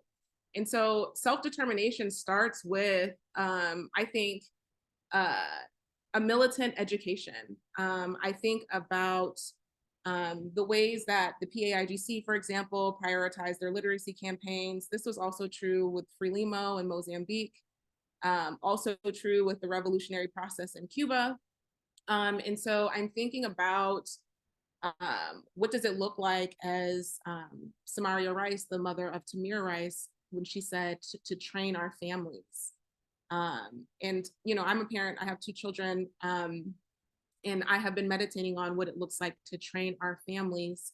I homeschool my children, so that's one of the way in which I'm literally trying to train my children to have an analysis of their material conditions. And I think, we see book bans, we see DEI programs being banned, we see the shuttering of sociology programs, right? Like a real attack on public libraries. So I think we really do need to concern ourselves with democratizing knowledge. And I think self-determination starts there. One of my favorite political theorists, Joy James, says like ideology is one of our most important tools, like as it relates to weaponry, right? And so training your families, I really appreciate that from Samaria Rice as we think about, towards self-determination, towards sovereignty, right? Like how do we train our minds, our bodies? How do we return to our souls? So I'm also thinking about, decolonial feminism is also concerned with spirituality. And so I'm thinking about, a conversation that has been happening with the genocides like on our screens, and the ways in which you can scroll Instagram and see like people out and like doing their thing, and then you can see dead children, right? Like, what does it look like to recover our souls? I feel like sometimes we skip some of the steps, some of the unsexy work, some of the more difficult tasks that will bring us closer to achieving our self-determination. And, as a reproductive justice practitioner, I'm thinking about bodily integrity, bodily autonomy. And that looks like understanding who our enemy is and not being confused by representation or the repurposing of our language, right? I'm thinking about how nonprofit organizations will quote Asada, will quote, some of our revolutionaries who have passed on. And so how can we ensure that we're not as easily confused? And so, that feels like part of my lane as someone who is a community-based educator. Like, how can I bring more people into the fold? How can we sharpen each other politically through collective study so that we're not as confused? That leading to more strategic action. And so I see, the ideology being deeply connected to moving and operating with strategy. And then finally, like, how do we, like, when we talk about our abolitionist future, our decolonial future, once we're on the other side of it, sometimes it feels like there's a separation between how we live our daily lives now. So I'm also interested in, like, what does it look like to prefigure the world that we say that we're building? As a feminist, I'm concerned with social reproduction work. So I'm thinking about caring work, caring labor, caring networks. When we see state failures, that like, I'm thinking about the ongoing COVID pandemic. I'm thinking about the lack of healthcare. I'm thinking about maternal mortality, right? Like, what are the ways in which we're prepared to fill some of those gaps for people? And those are the ways in which we can start to really chisel out being a self-determined people, the ways that we can build with each other so that we're not reliant on the state, which is genocidal, right? Which, intends for our premature death. I don't know if that makes sense, but that's how I'm thinking about utilizing decolonial feminisms to help structure what that looks like for me and in my work, in my little corner, in my lane. Thank you. Thank you. Excuse me. I have one more question for you, Nick, before we take some questions from the audience. You write about rebellion and revolt. How does rebellion or revolt, or how do both of them, if they're distinct in any important ways, how do people carry them out, recognizing, you know, I'm trying not to bring in everything people have said in this conversation so far. It's been great, but how do people do so recognizing this world, this literal world of anti-blackness, of neocolonialism, of imperialism, genocide, right? In ways that are productive, are, I'm gonna borrow something from Taliba, who, we can go through the whole group of people who likely inspired where I'm getting this from with Taliba, but that foster love, that foster, and when I say love, I want to be clear about this because I feel like, and this is also inspired by some of what you're saying as well, Jaleesa. I'm really meditating on what you all are saying as I'm formulating this question. So thank you for your patience. But just to be clear on what I mean by love, people throw that around a lot. People throw around terms about care, self-care, and it tends to very often involve purchasing something. And through purchasing something, maintaining, supporting, propping up the corporations, the political structures, the war industries that it seems we all acknowledge have us in, the center of its sights, right? And so acknowledging all of that, how do we participate in rebellion that helps us not fall into some of the same traps that Zoe was talking about, that conditions us, reconditions us to actually love ourselves, love each other, love the world. I'm sorry to go all hippie on you, but like I said, favorite part of Taliba's bio is that sunflower thing. That's me all day. Do you recommend any first steps that people can consider? That's tough. That's I'm not gonna lie, that's tough. Because okay, I'll put it this way. I don't know if I can say first steps. I don't know if I can tell somebody first steps. But I do think, to in connection to what you're saying. So for instance, like I do work on what the state calls riots. What I think a lot of people have attempted to try to counter state descriptions of Black revolts, and they'll try to call it a revolt or a rebellion, right? To try to say, hey, there's political content in what people are doing here. It's not, what the state is saying. It's just criminalized behavior, but it's actually like a critique of like the conditions of the community, critiques of police violence, the critiques, you know what I'm saying? Like it actually has rationality to it. Now, for me, I still use the word riot. A part of this because I kind of come at this from a couple different perspectives, like one being a kind of like Black queer theory, like kind of like I'm interested in words that are pathologized, and I'm interested in those words that the state is using in a particular way. But I think it actually, when we resist it too much, sometimes you end up hiding away from, right, the actual beauty that's involved, meaning the thing that's actually scaring the state, the thing that the state is actually responding to, and why they're responding to it so violently.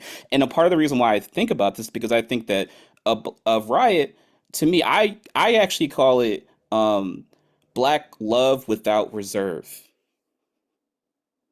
right?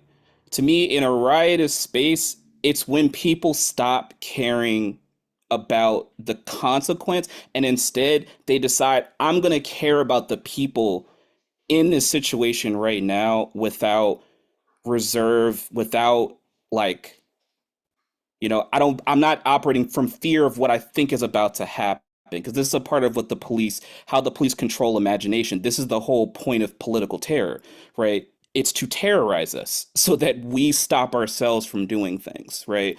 So I think when I think about the riot, to me, that often when you study what happens, right, the state will say it's crazy people doing crazy things, and obviously like the word crazy, right, is a messed up term. That's why they're using it, right?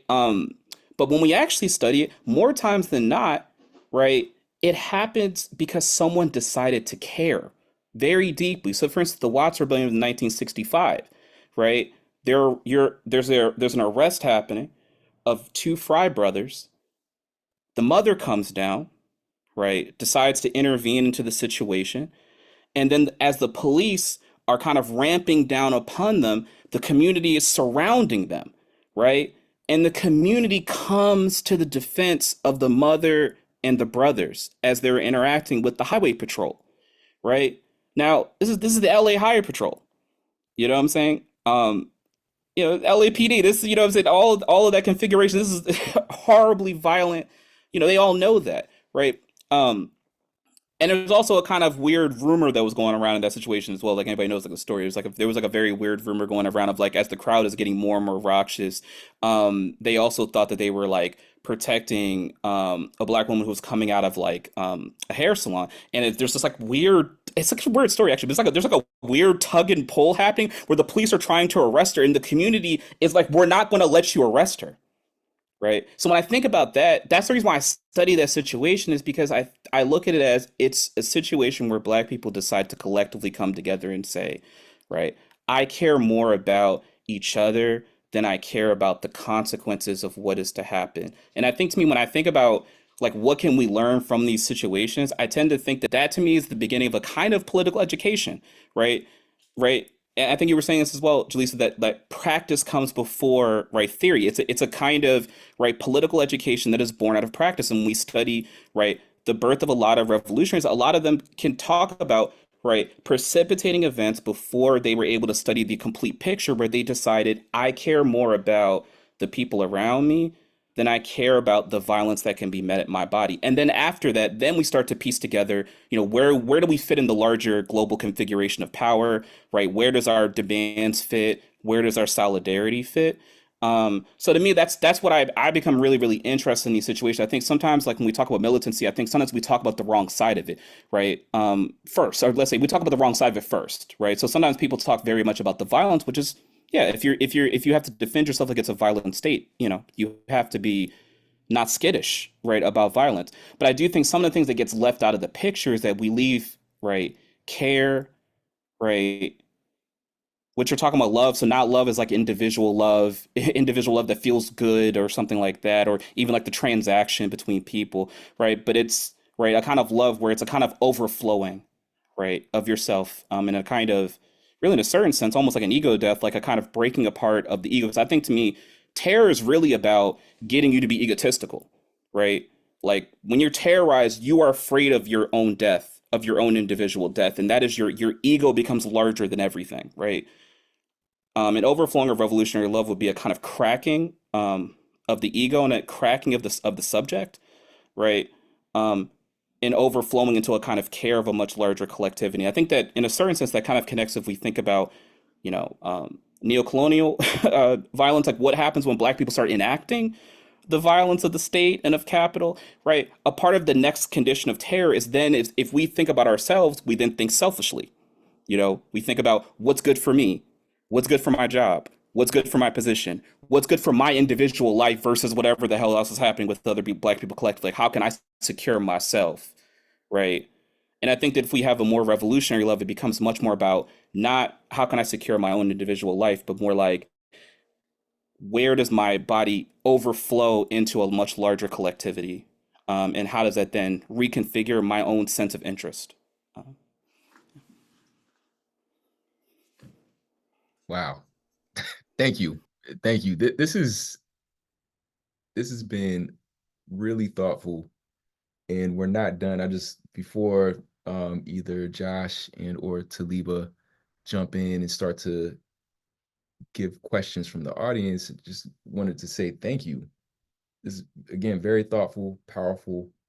I'm of the opinion that this can't be the end of the conversation this evening, and that we need to create space to continue having these discussions, taking the conversation through all the twists and turns that if we were just, sitting here in front of each other, chopping it up, it would take.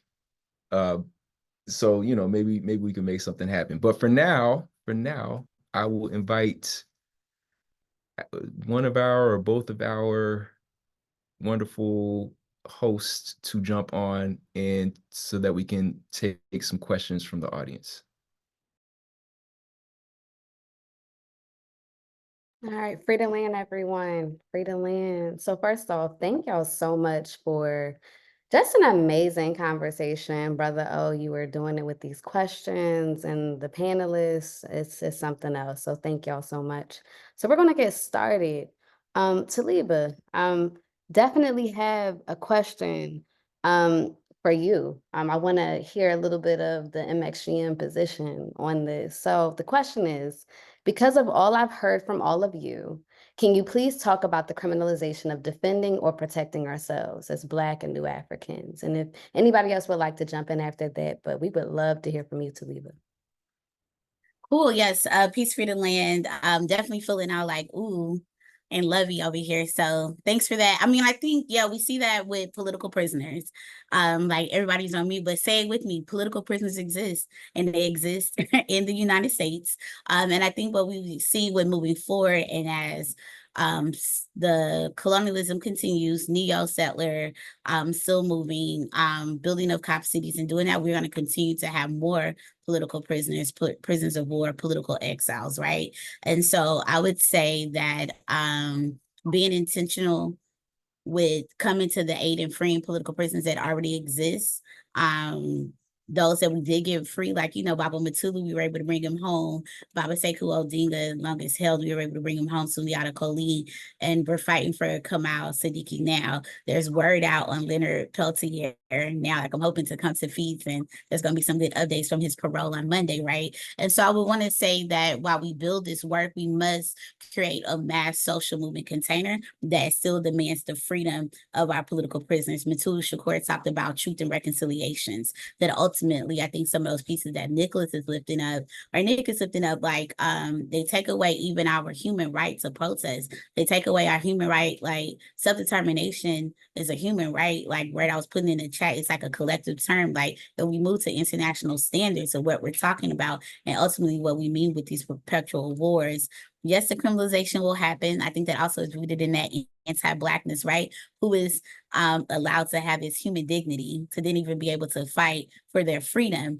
And so I think it is something about controlling our narrative. And then I would say, and MXGM would offer, being intentional, which and where how we organize, vastly thinking about what does security and safety looks like, and what is intention, well, outside of some of these spontaneous uprisings that are so necessary, reclaiming that word riot, right?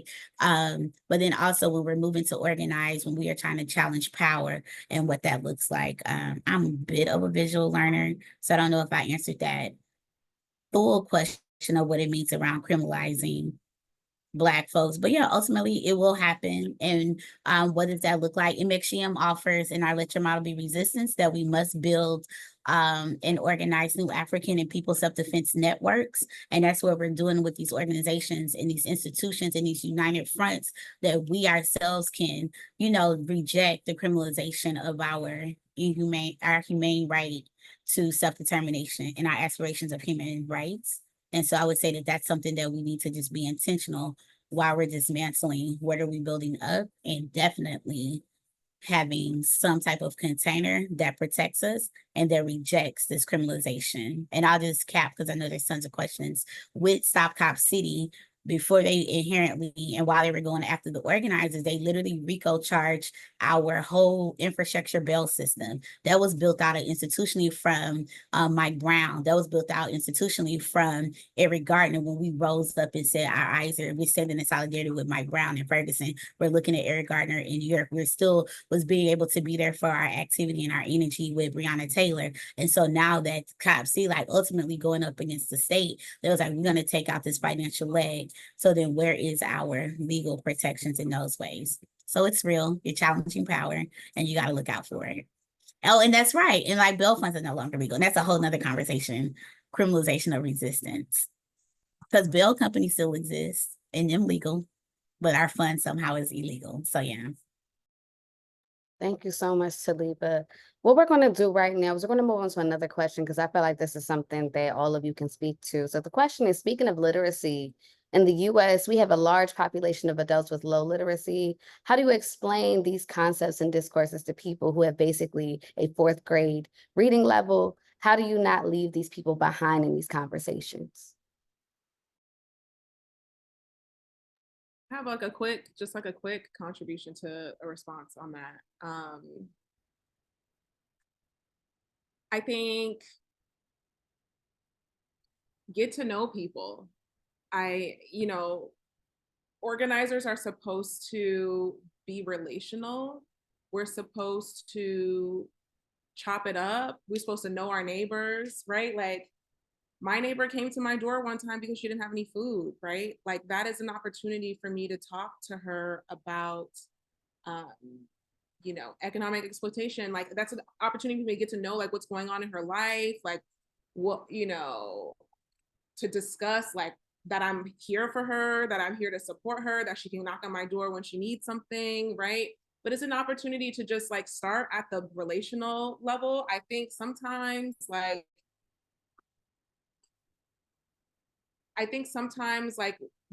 needs to be a paradigm shift around not thinking that we need to bestow like this knowledge on people. These are their daily lives that they're living. Like they are living food insecurity, they are living housing insecurity, they are living criminalization in their neighborhoods, like the police patrolling their neighborhoods constantly.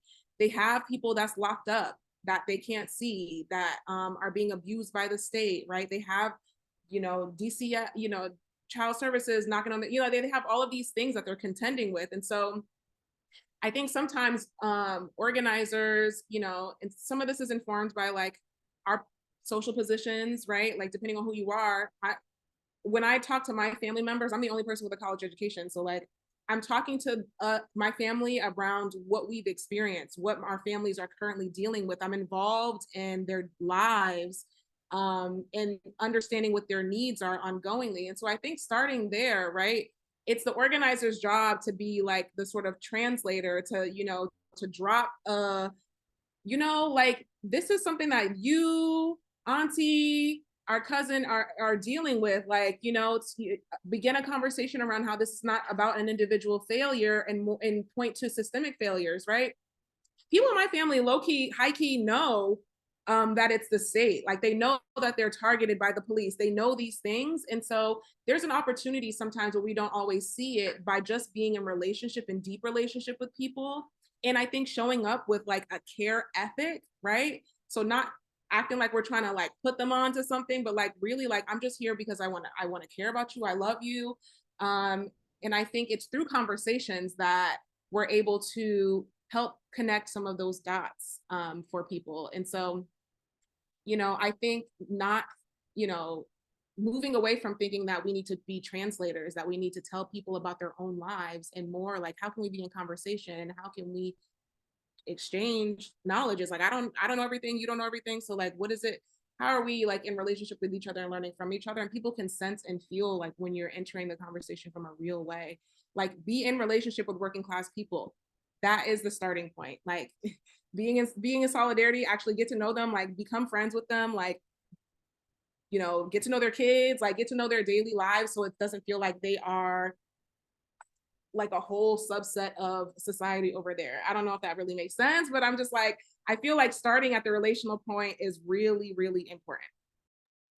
Yes, and if I could slide into, I just would really quick, I'm gonna look at the minutes when I speak. I think it's also that part which I like to use anti-blackness in a particular way, because it's not even inherent. Well, I would assume if I'm speaking I statements, it's not even inherent them. I'm always wondering what are the conversations at the family reunions? How did the pandemic affected us in different ways? How many households was cross-sharing? And then who were we still taking from? Who hasn't come out of those 4 years and while it's still going on? And so I think it's also this thing of like not inherently thinking it's like a them or they, and not like coming at the word you use, but I'm saying like you say, like it's our neighbors, it's our families, it's our kids school members, like it is our schools. It's like who we go and we're marching, we're rallying with. And I think also it's not in I think it's like also making sure that some of these conversations that happen in these nonprofit spaces for those who work nonprofits or do philanthropy and different things of that nature, like really being in community and what does it look like on the ground. And I think again, just that probably going back to some of our quote unquote the anti-blackness, because if we approach it in Black ways, the community fish fries, the rent parties, then we know we can't have more than four, like why don't we have more than 4 Black folks in the car? We know what that profiling is about. And so when we're creating these situations of what safety and security looks like for us, is because we're already living those experiences. And I would want to say, I think what Brother O is saying, like this is a beginning conversation. Don't let this start here. Some elders always say like family is the smallest form of a nation. And so if that's what we're in practicing with, what conversations are we having at dinner, in the salons, at the barbershops, and all of those places, at the basketball games and whatever. I'm just being inspired from what you were saying, Jaleesa.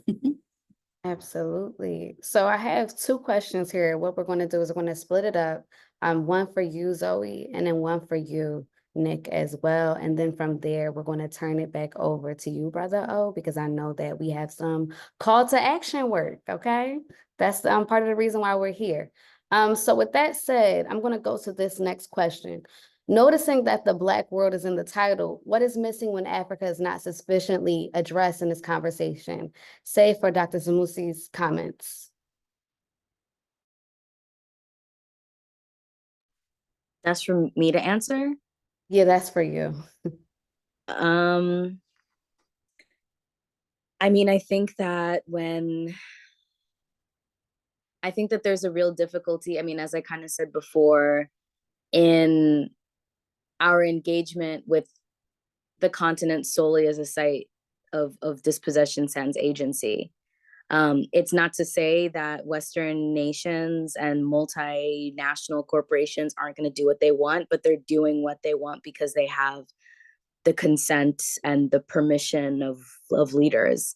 And if we don't engage with, presidents as like the junior partners of neocolonialism and the senior partners of bullshit in their own right, then we miss out on all of these evolutions of political economy that have emerged after the kind of formal end of colonialism. I think one thing that we really fail to contend with on the left is China.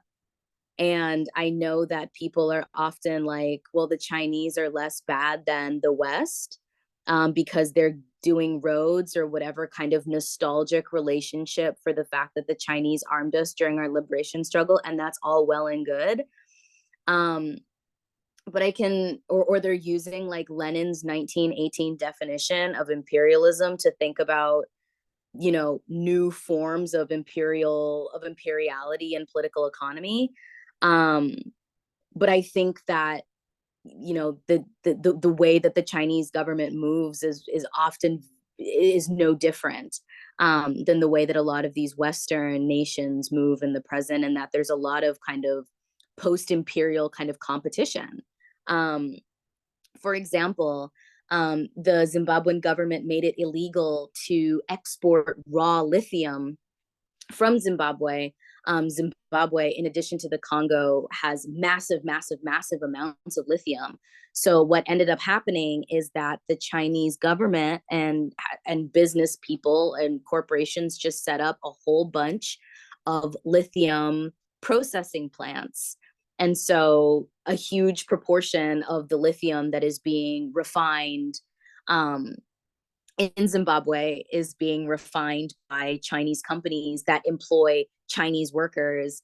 And so when they're doing all of these different construction and mining projects, what happens is that, people are like, it's about creating jobs and whatever. It's like, no jobs are created because if you have a kind of self-contained industrial and commercial units, it means that you have to get recontracted whenever something stops working.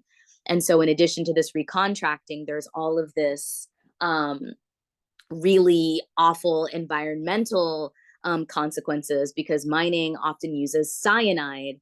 I'm working on a mining project right now, and I went to this mine. It's not a Chinese mine, but there are these blocks of areas where there is cyanide that's being used in the refining process, and then the cyanide is getting into water tables that are being used for irrigation and for drinking. So I think that to absent Africa from the conversation is to fail to understand the kind of etymology of Black objection, to understand the kind of source of the human capital and the resources that were responsible for animating modernity as we know it, and global violence as we know it.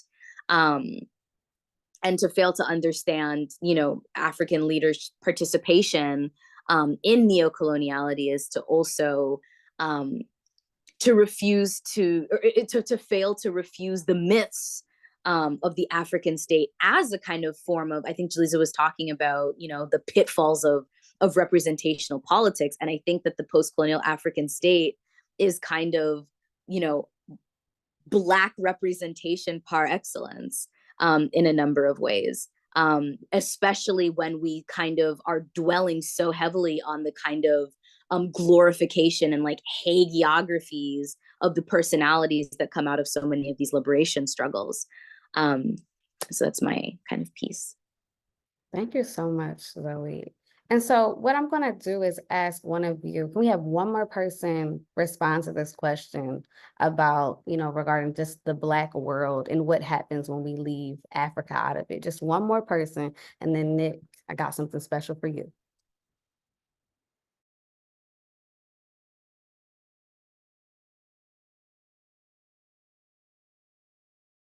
Anyone want to respond? That's all right. We can move on actually to the next question. Jump in. Oh, okay. What would you say, Celine? no, my bad. I was like, I was trying to step back because I do see the time. But I think again, I think one of the things is that when we leave Africa, the continent, and all the different countries and multiple people out of the conversation, we see a perpetuation that will continue. I think ultimately, if you have an analysis, especially trying to target settler-colonialism, neocolonialism, I think someone put in the chat and in questions, it's all the same, right? The strategies is it just changes up a little bit. It leaves us void of ultimately getting to our goal, especially with the impacts of globalization. And so I would say, especially with MXGM being Pan-African, being internationalist, we have to know that the empire, the things that we're fighting against here, also have their hands in the coups and these propped up governments in other places. And so I definitely love the expansiveness of not only romanticizing on independent struggles and wins and liberation gains. So there's something that we can learn there, right? Because ultimately that's what we say we want, but then also knowing what were the pitfalls that we get into, and possibly if we continue to support these liberation struggles, maybe some of those contradictions wouldn't be, for a lack of academic analysis, so cliche of human behavior pitfalls. So yeah, I would say that we have a duty to Africa's liberation and self-determination in itself as we do that as a new African nation here in the empire. Thank you so much, Taliba. Thank you so much. And we have one more question. So as we think of ways of resisting and strategize against the state, my question is, how do we contend with death? And that was why I saved it for you, Nick. Oof. That's a good question. That's a good question. Everybody says that.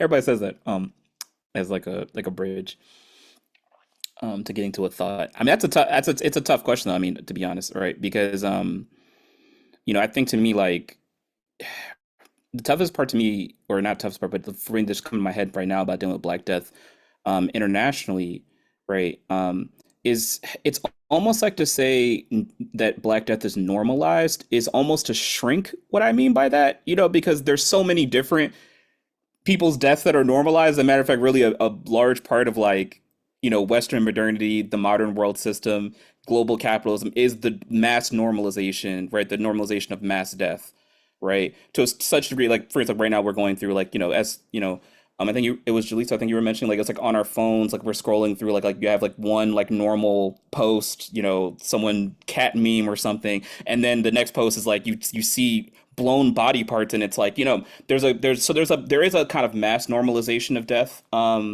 given the levels of violence it takes to maintain global capitalism, global colonialism. So almost to say that Black death is normalized, it almost seems to shrink it. But what I mean by this is to say that like Hartman has this quote that I kind of use to think about anti-Black violence. It's the relations, but maybe some of the differences. To say, she says that one of the tragedies, right, of slavery is that the death was incidental to the process, right? So very different from mass extermination camps is to say the 60 million people, or we don't have a number for this, but let's say 60 million people died in the Middle Passage. It's not a mass extermination, right? It's incidental. Nobody cared, right? It wasn't what somebody wanted to do, right? The whole point of transporting people from Africa to the Americas was to get all of them to the Americas, or as many people as they could, right? But they understood that we can't, that a lot of them are going to die in the process. So essentially the entire economic process was how much death can we accept given the profit that we want. And she says that the kind of, to me, then what I tend to think about is that if there's an incidentality to that violence, then the side effect of that is that massive Black suffering and Black death, right, is literally yawn worthy to the modern world system, right? To see our death and our suffering means almost something below nothing, right? It almost registers like no effect to people to such a degree, right? That then that normalization means that, right, our terror, our suffering, our death, which is real, regardless of whatever they think about it, right? It's a real constant. It also means that it's structurally required, and then it means if you resist that death, right, that's now when we're met, right, with counter-revolutionary violence, because that death is required, right? It's required by the world system, right? And not just by the nation state, but by the entire world system, right? And I think about this, I mean, nonprofits' relationship to Black suffering in the Americas, non-governmental organizations' relationship with Black suffering on the international scale, right? There's a level at which the suffering is literally the point of purchase for people's entire careers and jobs, right? It's required. It's required, right? So to me, I think to deal with like the gravity of that means that, right, that our death is both wrapped up in everybody's condition, and it's also something that's kind of radically excessive, and thus is sometimes simultaneously like what people want to think about, and it's also radically unthinkable. And I also want to say it's unthinkable for us. It's so massive, it's hard for us to deal with it, right, at all times. And that to me is then I'm kind of relating back to Jaleesa's comment as well about, right, that we have to come relationally together, right, to deal with this type of massive global normalization of Black death, suffering, and terror. There is no possible way to deal with this on an individual level. That is why we break, right? You know what I'm saying? There's no way to deal with on an individual level. It can only be dealt with at the collective level. And that's what I think about in terms of political education has to then, right, be attached, I think, to what Taliba, Jaleesa, all of us, I think, here are talking about, which is it has to be attached to a radical level of care work, right? Because we are finite beings. We can't hold all this by ourselves. And that to me, I think is a part of, right, the whole point of organizing work, right, and community work is to say that we can't hold it together. We can't hold it individually, right? But we can come together, right, to try to hold our relationship to it, right? And the other thing I'll just end is, a quote from Nerbesi Philip, which is say, I always think about it as a politics to say that a part of, I think, Black organizing and Black revolutionary work is to defend the dead, right? Right. The dead are not gone. Right. Wow. So a large part of our project is to defend them and to defend us. Y'all, that was a word. Whew. All right, Ashe. With that said, thank you all so much for this wonderful Q&A section. What I'm going to do now is I'm going to turn it over to Brother O and my good comrade and sister friend, Taliba. And thank you all so much. And actually, I'm gonna just turn it right over to Taliba, who already started putting something in the chat, if I saw that correctly. So Taliba, please take it away. Okay, I was like, no, I think that was, well, I believe Josh or no, that was Invisible Senior Labor. That was Dr. Z. So we do have a form to join the committee. I know someone was asking about orientation. Backlash Grassroots Movement is doing orientation. I'm assuming I'm doing call to action. My apologies if I didn't read the agenda all the way through. And to my words, I think that what MXGM has offered over the little bit, which is wild to think it's been a decade, is that we must, I would say, join and be a part of freedom campaigns for be a part of freedom campaigns to free political prisoners. Currently, we are fighting to free Baba Kamal Siddiqui, but there's tons across the empire, right? We also are saying that, and that's interesting with Baba Kamal, who was out. And there's a thing to his story is that they was like, yo, if you're not trying to come and tell us how to get Asada Shakur home, which is the mother of one of his children, then we're going to put this case on you with no evidence, with none of the things. And it was like, 23 years old, right? So yeah, these are ways that you can plug in and you can do this work, literally, even if it's just amplification, if it's donating to bring him home. He turned 71 years old this year. Go on the Jericho Movement website. There are tons of political prisoners. We are celebrating or acknowledging, commemorating the anniversary of the bombing of Philly, right? When they bombed Move. And so this is our contemporary history. I would also offer, if I don't know what the next slide is going to be about, but just again, get into the work. Yeah, the solution we're demanding to free him. You all can join this committee that's here, which means you can join the organization. The doors of the movement is open. So I would say definitely get down and join. And if we're not joining, let's connect and let's build, as Jalisa was saying, like what brought you into the room and how can we continue these conversations and how can we connect and build in that way. So that link is dropped back in there. And then I would just really lift up the offerings of Let Your Model Be Resistance, which was a toolkit. It's an offering out to the people to not only understand that our people in 2012 was being murdered at the average of every 28 hours, in which we thought was way shorter than that, right? Because we were self-reporting and trying to self-connect and do that connection work. But we know that we need to so then we offer the organizing kit, Let Your Model Be Resistance. And in that kit, we're saying that we need to build out these self-defense networks. We need to build out these people self-defense networks because anti-blackness is real. And if we're sitting with Brother Nick just shared with us, then how are we building and moving that work? We're saying that we must demand of freedom of our political prisoners because there will be more. The criminalization has happened. South Cop City in Atlanta, we're working on multiple cases now with them being charged with DT. I didn't take lightly being on this panel and saying certain combination of words as we are even connecting so that the resources are getting out there because RICO old tactics we used then are being used now, right? And then we will ultimately definitely say, please join an organization.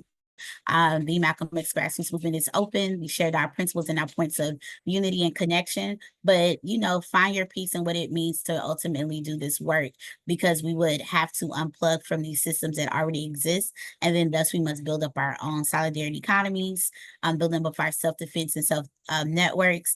And so yes, our orientation is in there. And then I would say, rounding out because we are 12 minutes over, Black August Resistance is coming up.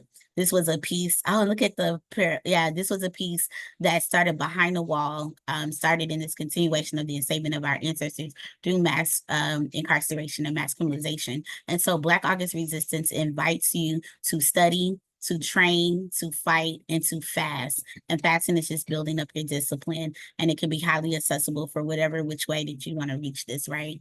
And so we just say, hey, let's join this fight and let's stay in this continuation of resilience and resistance. And as we build up our rigor to do both and ultimately win our liberation.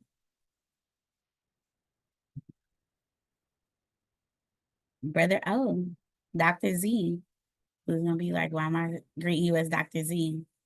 Well, give us a salutation because I'm horrible at them.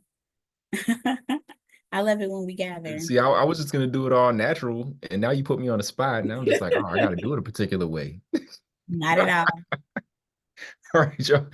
Thanks once again to everyone for joining us this evening. Special appreciation and thanks to our panelists.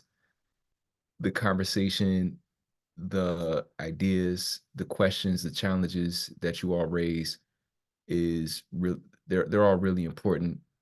And I look forward to not only taking the ideas that we've shared here, but working with you all, with the people who are in attendance, to figure out how to turn them into consistent action, into strategies, tactics that help us get to where we need to be as a people and as a world. So with that, we say free the land, peace and blessings. Stay safe. Everybody have a great night.